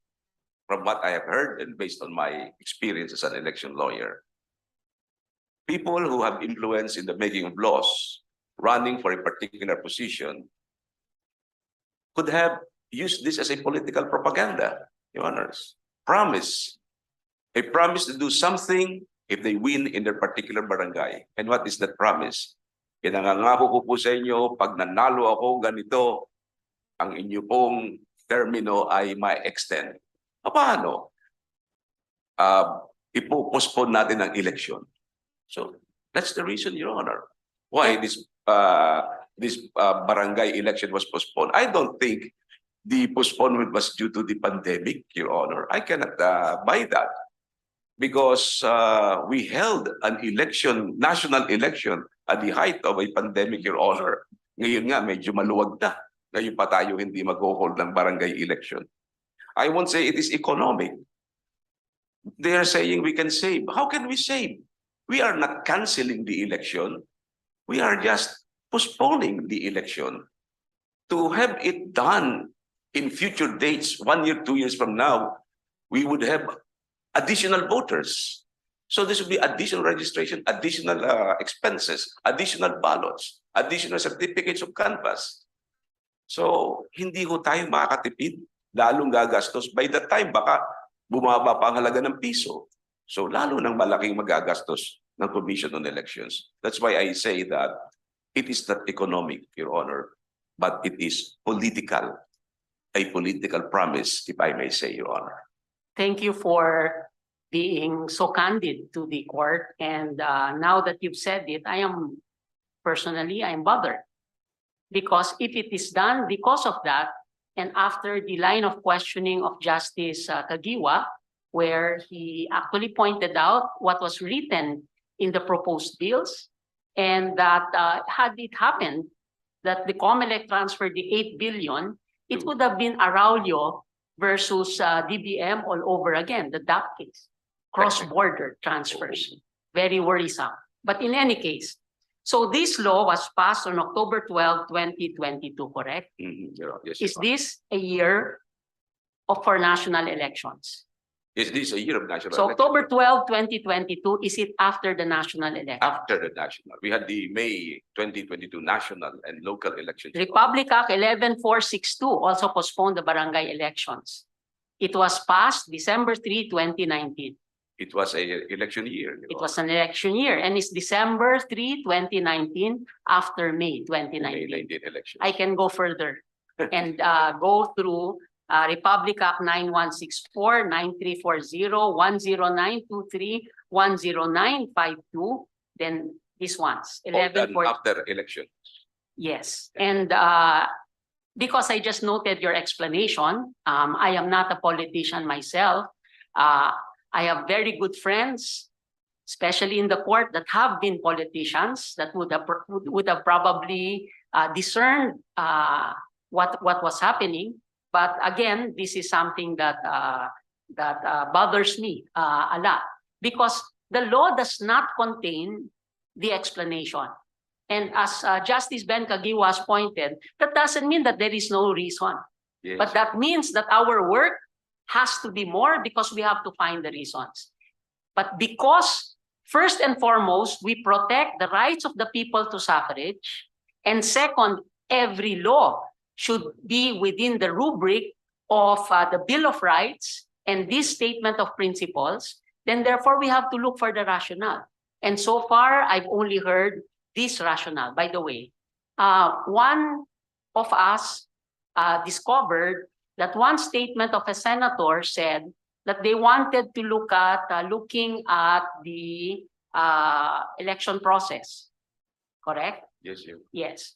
Is it possible that COMELEC conducts the barangay election now in December 5, not infringing on the right of suffrage of our people, the fundamental, primordial, essential, constitutional right of suffrage, but still go on to work on reforms on the election process? They can go on, Your Honor, but they cannot hold the December 5 election because of this law, Your Honor. No, I'm just stating what if we issue a TRO and what if we declare this as yes, unconstitutional? yes, Your Honor. Even Yes. TRO is issued. Yes, and that would mean therefore that this reason is still viable for future elections, correct? Yes, Your Honor. And it is not essential not to conduct the elections now because right now COMELEC is preparing with the processes that it has, Yes, correct? yes. And there is no addition, there is no modification. Sa Pilipino po, sanay na sanay po ang COMELEC na gawin ito. And I'm sure that the chair is your good friend. Yes, You know his capabilities and the capabilities of the COMELEC. that's why I'm very confident the COMELEC can do it, Your Honor. Yes. Madaling sabihin yan kasi hindi ikaw yung chair. Okay. Pero thank Pero you. kaya yan, Your Honor, I'm sure, because they have competent election officials in the Commission on Election. I know them, Your Honor, and they are, I'm sure they are very, very much ready to go on with this election, Your Honor. Yes, okay. Thank you. 2 months pa na, ano ba ngayon? October, November, 2 months to go. Yes. Still a long way to go, Your Honor. Thank you very much, Your Honor. Thank you, Attorney Macalintal. May I ask the Honorable Solgen? First, let me say, welcome to the court. And, Good evening. and Good evening, Your Honor. good evening. And we are so happy that you are now, you are the Solicitor General to answer our questions. I am very deeply bothered by a statement that you made a while ago that the power of the legislature is plenary. Is plenary. The power of the legislature to pass laws is plenary. And when searched and interpolated by Justice Ben again, if I may just quote Justice Ben, you said that an extension of 50 years is acceptable. No, I did not say that, Your Honor. Okay, that you said that it can be unreasonable, correct? Yes. Yes. The right to suffrage is part of the right to liberty, correct? Right to liberty, Your Honor, is covered by the Bill of Rights. Yes. The right to Under Article suffrage. 3, but right of suffrage is Yes. covered by another article. Yes, Article but the right 5. to liberty in the due process clause is all encompassing. Everything that you can do as an individual that you have not surrendered in a Lockean sense to the government is yours. That's the right to liberty. Is that correct? Generally, yes, Yes. Your Honor. So the right to liberty and the right to life is connected. Because the right for you to select who to run your government will also affect the quality of your life, correct? Yes, Your Honor. Ermita Malate case, that the right to life is the quality of life, correct? Yes, Your Honor. Yes, so anything that infringes on the fundamental, essential, constitutional, and primordial right to suffrage can also affect those rights, that penumbra of rights protected by the due process clause, correct? Very possible, Your Honor. Yes. No person shall be deprived of life, liberty, or property without due process of law. And there is where we can locate it. That primordially, we should ask ourselves whether this law, not only whether Congress had the power to pass it, but whether it infringes upon a fundamental liberty, a fundamental right given to our people. Is that correct? Yes, Your Honor. That is a correct constitutional approach, correct? That is correct. Because the Constitution is basically composed of 4 parts. The first part being the Bill of Rights, the powers of the people. The second is what we delegate to government. The third is natural resources, etc. And the fourth is how we amend the basic law of the land. Correct? Yes. Yes. And we cannot just say that just because Congress has the power to change the terms of office, that we blind ourselves to the other parts of the Constitution, including the rights of the people, correct? Yes, yes. Mr. Solicitor General, the basics of which, or the details of which, have been interpolated already by my colleagues. But I would like to end with a particular question. So the Constitution states that national elections must be held the second Monday of May, correct? Yes, Your Honor. Subject to law, correct? Unless otherwise provided by Unless otherwise provided by law. You see, this case to me raises a very fundamental, important question. So does that mean if Congress is so plenary and does not state very clearly its reasons, that it can postpone the 2028 elections? Your Honor, the matter about the reasons for the postponement is something that Because if Congress can postpone barangay elections with this reasoning that we are now discovering, so are we saying, except if provided by law, I hope your position is that this court cannot review any law that will postpone the elections of Congress or the elections for the president in 2028. I'm not saying that, Your Honor. Okay, I so you are recognize also the saying, expanded therefore, power Yes. of the court for judicial review. Okay, so you are therefore saying that we can use our expanded power to actually review whether there are sufficient reasons for us to deprive our people of their fundamental, primordial, essential constitutional right to select candidates that they have already with a particular term, correct? True, Your Honor, but Yes. in this particular case, we are beset by certain procedural problems. Number one of which is that Congress was not impleaded as a party to this suit. Number two, the petitioner himself does not allege grave abuse of discretion. Number three, there are factual issues that we need to thresh out, like what exactly was the reason that was adopted by Congress as an institution. I'm not referring to individual bills filed by senators or congressmen, because that may refer to their own view about the need to postpone the elections. But we need to find out the institutional reason for postponing the elections. And in the absence of someone from Congress, who I believe is an indispensable party in these deliberations, then we will be confronted with a very serious problem like that, because we cannot build on speculative motives for the postponement of this election. We need facts. Yep. Your Honor. Yes, Mr. Solicitor General. I'm sorry, but my recollection of the jurisprudence of this country, there are cases where the constitutionality of the law is considered without impleading Congress each and every time. Second, my understanding of a question of law and a question of fact is that for questions of law, the reasons for the law, there is an opportunity for the Congress to actually provide for the reasons in its opening sections or either in a perambular clause. And it has never been the case that for this court to try to discern the reasons, it will conduct evidence, receive evidence, because Congress had the opportunity as a collective body to actually come together and write it. But because they did not write it in the law, then it has to be the task of this the judiciary, the Supreme Court, to try to find it out with the assistance of the parties, of course. Okay. Non-joinder of parties is not a reason to dismiss. We can always implead Congress or order the Congress to be impleaded, because that is part of a fundamental power of this court. The last paragraph of Section 1, Article 8 empowers us when there is an accusation of grave abuse of discretion, etc. Okay, so in other words, is this something? Are the procedural issues something that we can hide with in order to prevent ourselves to rule on a very fundamental issue? And to my mind, just personally, I do not speak for everybody. This involves the most fundamental, primordial, essential constitutional right. Maraming salamat, Mr. Sochi. Thank you, Your Honor. Thank you, Chief. Just a few questions, Mr. Solicitor General.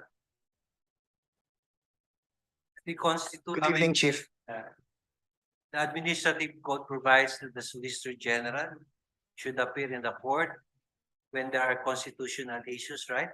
Yes, Your Honor. So technically, you don't have to consider the procedural issue that members of both houses of the legislative should be made parties to the case. I didn't quite understand the question, Your Honor. Well, under the administrative code, the function of the Solicitor General is to appear before the Supreme Court when a constitutional issue is raised as to the validity of a law. Yes, correct? Your Honor. That's And correct, Your Honor. therefore, your procedural issue that you raised that the members of Congress are not impleaded is a very technical issue because the court is empowered to pass upon the constitutionality of a law, correct? Yes, Your Honor. So in that non-impleading of members of the upper and the lower house will not really matter. Now, Because you raised earlier that, yes. the procedural issue that how can we possibly resolve this and it affects Congress who is not heard because they were not impleaded as a party. It will just be quite difficult if Congress was not impleaded, but that doesn't mean really that the court cannot resolve the constitutional issues. Okay, based on procedural issues that you raised earlier. Yes. Okay, thank you. Thank you. May I ask one question or two questions with the petitioner?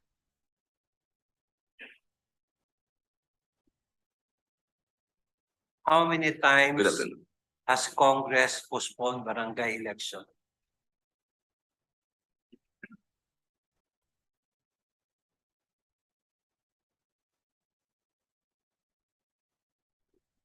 Your Honor, just look for my record. Sorry.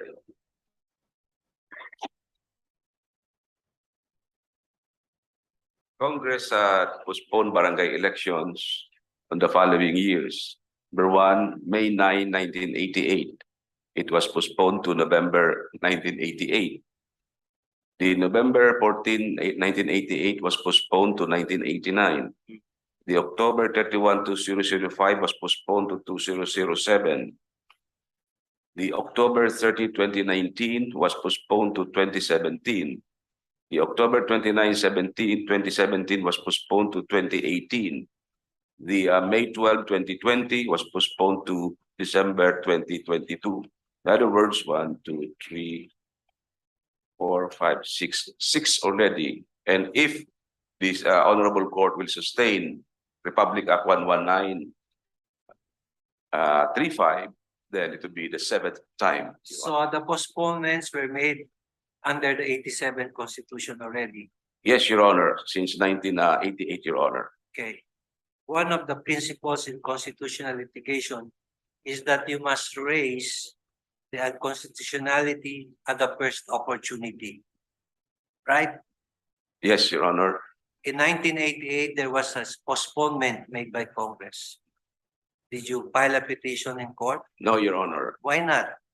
I was still studying, Your Honor, as to whether or not I have valid grounds to question its But more than constitutionality. 10 years had lapsed from 1988. Yes, up to Your this Honor. time, and in between there were several postponements.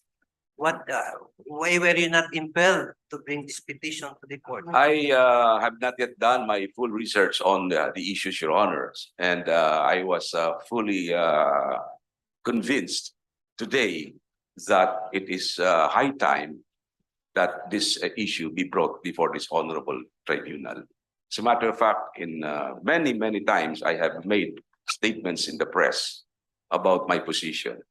Many times I have talked to certain congressmen and clients, politicians about this, Your Honor. But to my regret, Your Honor, I was never invited to any congressional hearings pertaining to the postponement of the elections, Your Honors.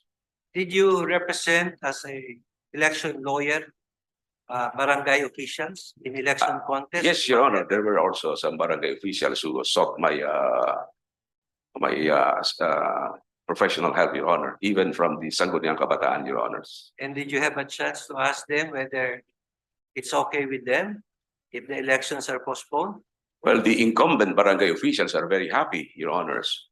But those who are not incumbent or who intended to run, they were asking me if there is any way to push through with the scheduled election, Your Honor. Because they're eager to run Yes, Your Honors. and they have their chance to get elected And have a chance to be elected, Your and Honor. replace the incumbent barangay Yes, Your Honor. officials. And not only that, many people, Your Honors, I have talked to are saying that it is high time that the elections be held because there are also barangay officials who should be replaced, Your Honors. And when the news came out, Your Honors, that I filed this petition, I was looking in the social media comments that almost 90% of our people are in favor of this petition, Your Honors. They are in favor of pursuing or proceeding with the elections, Your Honors. Earlier, Senior Associate Justice Marvick Leonet cited the provision of the Constitution, Article 2 Declaration of Principles, right? Yes, Your Honor. Sovereignty resides in the people and all government authority emanates from them. Yes, Your Honor. Correct? And you agreed on that. Is there such a thing as direct action by citizens? Well, precisely this is the reason why I filed this petition, Your Honor. In order to invoke my sovereign right, Your Honors, to elect the people who would Yeah, but govern. under the principle of constitution of government, because the Constitution practically is divided into two: Constitution of Bill of Rights and Constitution of Government. Under the Constitution of Government, isn't it that we have three co-equal branches? Yes, Your Honor. And therefore certain powers are lodged by the people in their sovereign capacity Yes, to these three branches. I agree, Your Honor, but all these powers exercised by these different branches of the government must be exercised in good faith and with due regard to law and the provisions of the Constitution, Your And Honor. of course, one of the principles also in constitutional interpretations, members of Congress or even members of the court are performing their duties and responsibilities in good faith. Yes, Your Honor, that's the general principle, the general presumption, Your Honor, the regularity of functions of all government officials, Your Honor. And in constitutional law, it is also a basic principle that when you're asking to declare a law unconstitutional, the petitioner has the heavy burden of showing specific causes. Very, very heavy, Your Honor. Very, very heavy. Have you done that in your petition? With humbleness, Your Honor, I would say I have done it, Your Honor. In what way? I think, What specific allegations in your petition I think I have convinced this. convince the court that you have discharged your heavy burden of declaring the law unconstitutional? Remember, when you speak of declaring a law as unconstitutional, you are practically addressing two equal branches of Yes, government Your Honor. vis-a-vis the judiciary, the Congress that passed the law and the President that signed the bill into law. Yes, Your Honor. I think, Your Honor, I have convinced the honorable members of this honorable court, because if I would not be able to convince all of you, then we have the same problem. Well, We have the same problem of having been deprived of our right of suffrage. but isn't it that power to determine whether to have the election or not is lodged with Congress, because we, the sovereign, elected them Yes, Your Honor, and but gave them the power to legislate? as I said earlier, Your Honor, this could be abused. As a matter of fact, when the Honorable Solicitor General was asked, can Congress amend it that the term be 100 years? Technically speaking, it can, but this could be abused, Your Honors, because every now and then, Congress can just amend the law. And precisely, there is that provision in the Constitution, Article 8, Section 1, second part. We are now granted expanded judicial power of review. Review, Your Honor. So even if the Solicitor General says theoretically, Congress can legislate 100 years, anyone can come to court, file a petition, and ask, that Congress committed grave abuse of discretion in legislating that. And of course, we look into the parameters Mhm. to determine the reasonableness of the legislation. Is that not our function? Yes, Your Honor, that is the function of this honorable court, and I look forward to having a decision favoring my petition, Your Honor. May I ask the chairman of the COMELEC? Thank you, Mr. Chief Justice.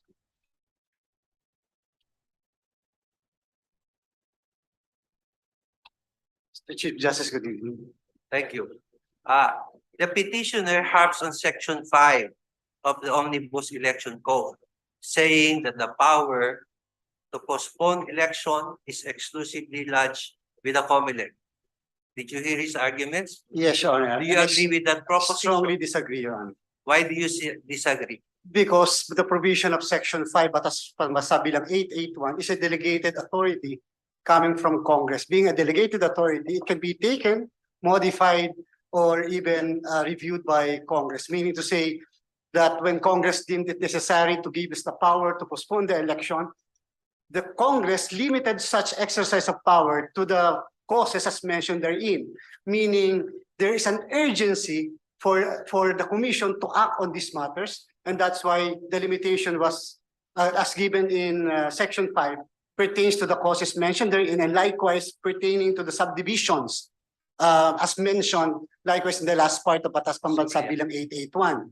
And so therefore, Your Honors, when Congress said COMELEC can postpone the election based on these causes, Congress can likewise postpone the election based on any other causes other than those mentioned. Okay. I had an opportunity to work with the COMELEC, and tell me if this is the situation contemplated in Section 5. Congress sets the date of election, whatever, local or national. So on that date, COMELEC should conduct the election, right? Right, Your Honor. You cannot deviate from that. That's right, Your Honor. But on the day of the election, the circumstances enumerated in Section 5 of the Omnibus Election Code happens, right? That's right, Your Honor. Terrorism, what have you. That is the time you are given the power to postpone the election. Is that not correct? That's right, Your Honor. To address that contingency that will prevent the conduct of a fair and honest election, COMELEC can unilaterally postpone the election, correct? Yes, Your Honor. Motu proprio, yes. And this is different from the postponement under the law. Is that not correct? That's right, Your Honor, under Article 10, Section 8 of the Constitution. So the Section 5, 882 of PP Omnibus Code simply tells you that when this happens, you are authorized to postpone. Yes, Your Honor. It does not cover the postponement, which simply means the Congress resets the date. Yes, Your Honor. Only on the causes as mentioned. Yes, you are allowed to postpone and reset the date if this situation should arise on the election day set by Congress. Is that not That's correct? right. That's right. Your Honor. Thank you. Thank you very much, Your Honor. Chairperson Garcia. With leave of the chief. If we issue a TRO, can you conduct the barangay elections on December 5, 2022? No, Your Honor. Why not? Because of lack of material time, Your Honor. Because of lack of material time. But would you say that the situation is that if the court does not rule on this case and hides behind the procedural issue, that this case is capable of repetition, then evading review because of what is happening right now? Yes, Your Honor. So it's possible that in the next year, in October, a law is again passed near October, and then confusing COMELEC, and therefore somebody again comes up to the Supreme Court, and it will become again a situation where I will ask you quite definitely, can you conduct the elections? And you will say, difficult, cannot be, correct? Yes, Your Honor. Yes, and I just want to clarify, your difficulty is not because of your incapability, lack of management, etc. Okay, last question. Congress, not COMELEC, has the power to change the terms of the barangay official, correct? Yes, Your Honor. Yes, but the question is not really that, correct? The question is, can that change retroact to incumbent members without violating the fundamental, primordial, essential constitutional right of the people that have already elected for 3 years only, correct? Yes, Your Honor. But the That's the issue, correct? That's the issue. The COMELEC Yes. is not prepared to answer that question. Yes, I'm sure. That's why I'm just clarifying that the issue is not who has the power to extend. The issue is, yes, Congress has the power to extend. Congress has the power to change even the terms of the power of the barangay. But the question now is, should it retroact without violating the fundamental right of suffrage and the due process rights and equal protection rights of the people as they elected their incumbent, correct? That I agree, Your Honor. That would seem to be the issue right now. Yes, but I too agree with you that Congress has the power to define the terms and the emoluments of the office. You have the power to execute it. You have the extraordinary power to postpone under the conditions mentioned by the chief. But again, we have to ponder on whether it should be made to retroact, and that these kinds of postponements is done this way. If there are any problems for the next election, changes in terms, it has to be prospective. That's the question, right? Yes, sir. That's the reason why, Your Honor, we welcome this case, because this will practically enrich jurisprudence and will guide the commission in the future. Yes, and they just say thank you to the COMELEC for your superb performance during the past elections. Thank you very much, Your Honor. Okay, so let's be clear. COMELEC has manifested that they cannot proceed with the election as scheduled.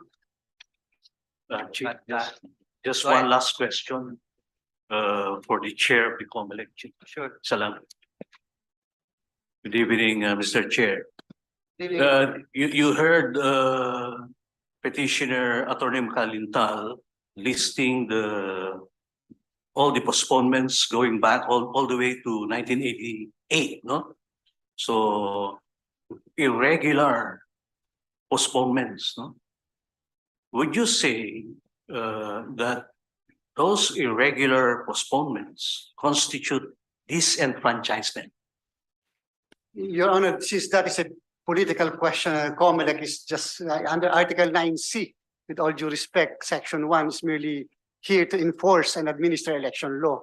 May I respectfully... I'm seeking an answer on the basis of your experience as a very seasoned practitioner in election laws. Disenfranchisement would mean that voters will not be allowed to vote. When we reset the election, they will not be allowed to vote on the day of the election is supposed to be conducted. But however, if there is a later date for the conduct of the election, then there is no disenfranchisement. Your Honor. Based on the standards set out in the International Covenant on Civil and Political Rights, where there should be genuine periodic elections, don't you think that that would constitute a form of disenfranchisement? May I respectfully explain, Your Honor? Under the principle of transformation, definitely the International Covenant on Civil and Political Rights will form part of the law of the land. But however, under the principle of that the Congress by itself will enact law, it would appear to be that international in this case or this treaty will be subservient to what is provided for by the Constitution, and that is under Article 10, Section 8. Of course, that's a given, no? Domestic laws would always be given primacy over treaties and other covenants that we are a state party to. But the thing is that genuine periodic elections would go hand in hand with the right of suffrage of every individual. Kung ipopostpone mo yan, very irregular, 2 years now, 3 years later, etc. I think the effect on the destabilization that it will have on the electoral process is really very frightening. Instead of stabilizing, it destabilizes the process. So that's what we're just saying. Yes, Your Honor. Thank you, Mr. Chair. Thank you very much, Your Honor. Mr. Chief Justice, isa na lang kay Petitioner Attorney Macalintal. Go ahead. Attorney Macalintal, if we happen to sustain this law, you would be disheartened, of course, no? So next year, assuming Congress again would postpone, you will still come before us, question it again. So you're willing to give Congress another chance?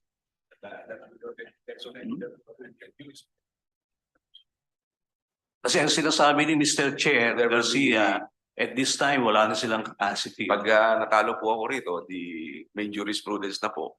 So baka hindi na ako bumalik.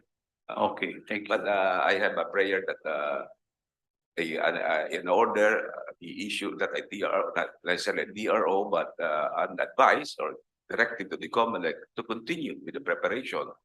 And if ever my petition is sustained, then the election be held. If it cannot be held by December 5, it be held on a date very close to the date. Yeah, I think it would be becoming of us to also set guidelines, no? Yes, Your Honor. Siguro pwede namin gawing guideline yung genuine periodic elections. Very nice. Standard. Very applicable. Under the International Covenant on Civil and Yes, Your Political Honor. Rights. Thank you very much. Mr. Petitioner, you mentioned about the postponement a number of times since 1988. Can you share with the court the reasons for the postponement for those supposedly scheduled election? No, don't worry. You don't have to answer now. Because after this, we will require the parties to submit I see. your Yes, respective Your Honor. memorandum within 15 days from today. Yes, Your Honor. So please address in your filing the dates of postponement, what was the reason given by Congress Yes, Your Honor. in those postponements. We will do that, Your Honor. If you can get us the congressional deliberations and cite them to guide us when we decide the case. That's the reasons for the successive postponement. Yes, Your Honor. Because there we can determine the reasonableness of the postponement. Yes, Your Honor. We will do that, Your Honor. Thank you very much. So any other matters? Yes, Justice Ricky. The chairman of the COMELEC has persistently maintained that it is not really possible for us to push through with the scheduled election in December, so that even if we issue a directive to your office to do so, maybe we not exactly on December, but a reasonable period after October 5. What do you think would be that reasonable period. Otherwise, it's pointless for us to be going through all this process. Hindi pa kala kayo makaka-comply eh. In that event, if that case will happen, if that scenario will happen, Your Honor, I'll be very blunt. The commission will determine as to whether the cause as mentioned in Section 5 is present, and these are one of the causes as mentioned in Section 5 is fortuitous event, and perhaps a decision or a ruling from the Supreme Court may be considered as a fortuitous event, and therefore the cessation of that fortuitous event will be the careful. basis of counting the 30 days. Yeah. You cannot treat the decision of the Supreme Court as a fortuitous event. It's foreseeable. It should come. The court must decide. Thank you very much, Mr. Chair. Anyway, Furthermore, Chief, it's not an act of God. yeah, exactly. Thank you very much. But basically, are you telling us that you cannot conduct the election within the next few months after the original schedule? We can, Your Honor. If it will not be conducted on December 5, we can. If you will be given at least few months, as you have mentioned, Your Honor. Mr. Chief. Tell us in your memorandum, just in case, when you can possibly conduct the election. That will guide us in our decision.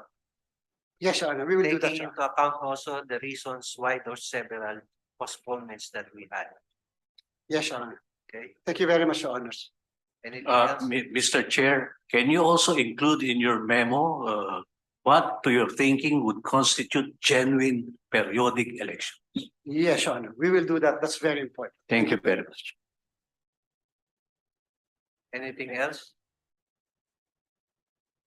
So we will require the parties, the Solicitor General and the petitioner to submit your respective memo within 15 days from today. Any other matter, Madam? Go ahead. If you request only for 5 days, Your Honors, 5 days? because of the We are- very important issues here, Your Honor, so that the COMELEC also determine as to when. We'll give you 15 days. If you want to file it within 5 days, that's okay with us. Thank you very much, Your Honor. 15 days then, Your Honor. Okay. Actually, the court is in recess starting Monday. We'll resume November 4. That's the bar exams that forthcoming. Anyway, Madam Clerk of Court, are there other matters that the court must take? There are no other matters, Your Honor. That being the case, this session is adjourned. All right. Please remain standing while the Chief Justice and the Associate Justices leave the session hall.